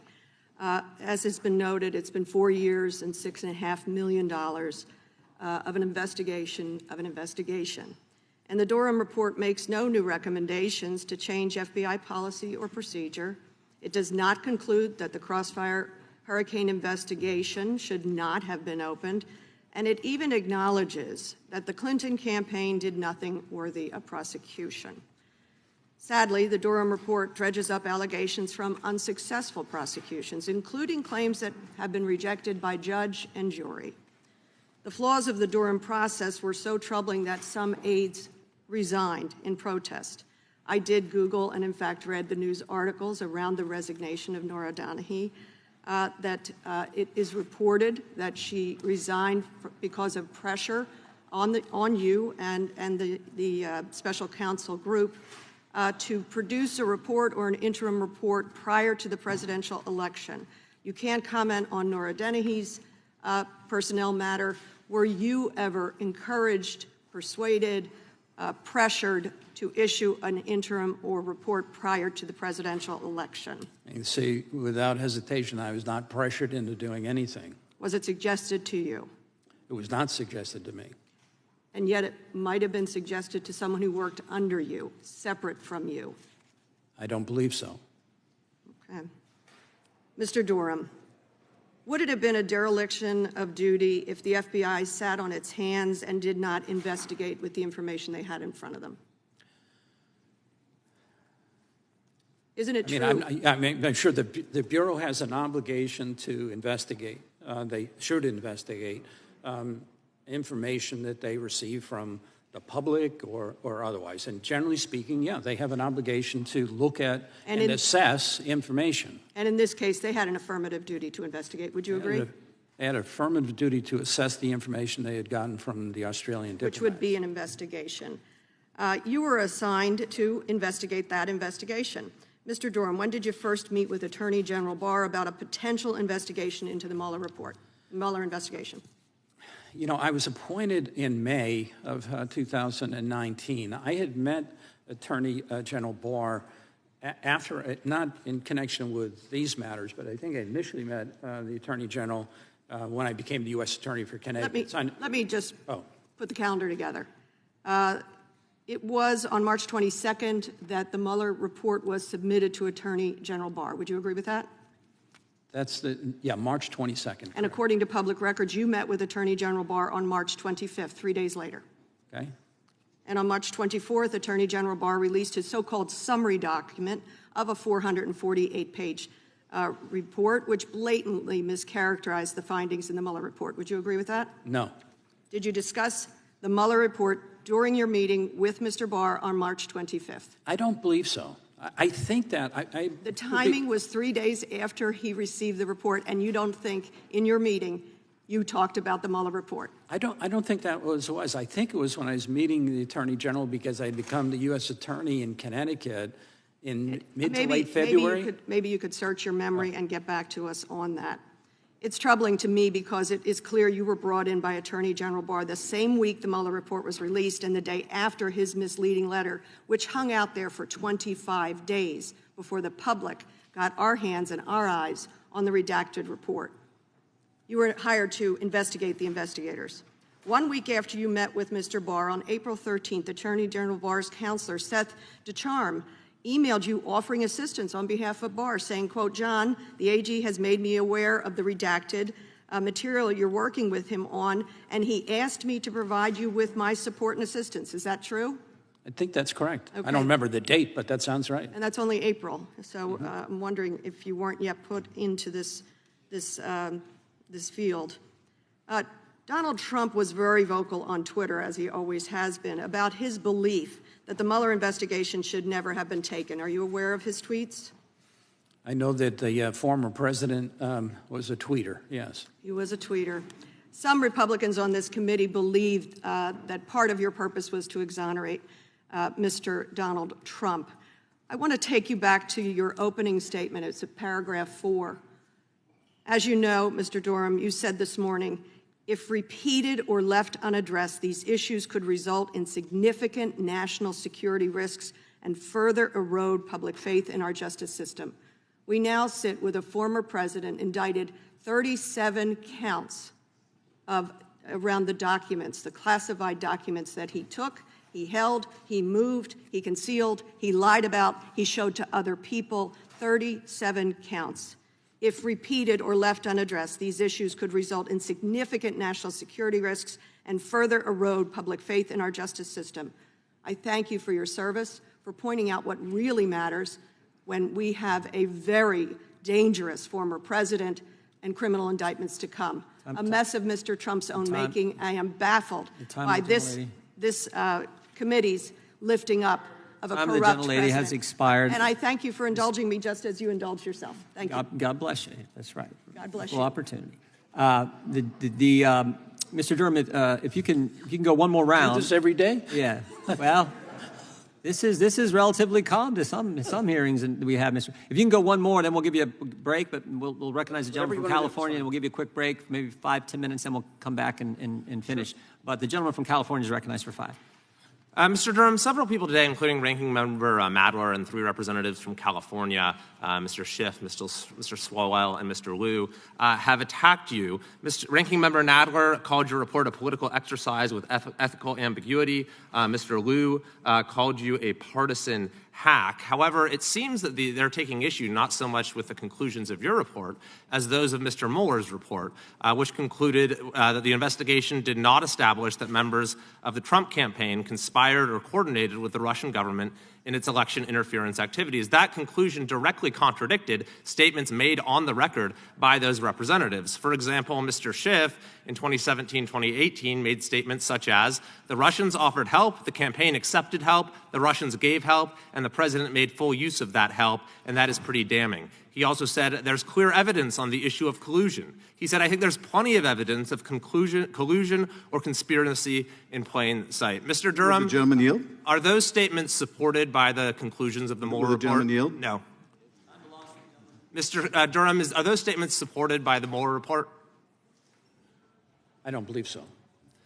Mr. Nadler stated, it's clear that the campaign concluded, and there's a lot of evidence of that. The question is, was the president involved? Mr. Nadler also said there was obviously a lot of collusion. Mr. Durham, were those statements supported by the Mueller report? I don't believe they are supported by the Mueller report. Mr. Liu stated in a press release in March of 2017, the bombshell revelation that U.S. officials have information that suggests Trump associates may have colluded with the Russians means we must pause the entire Trump agenda. We may have an illegitimate president of the United States currently occupying the White House. Mr. Durham, did the Mueller report establish that we had an illegitimate president occupying the White House? Not to my knowledge. Mr. Swalwell stated in 2018, in our investigation, we saw strong evidence of collusion. Did the Mueller report support that there was strong evidence of collusion? Not to my knowledge.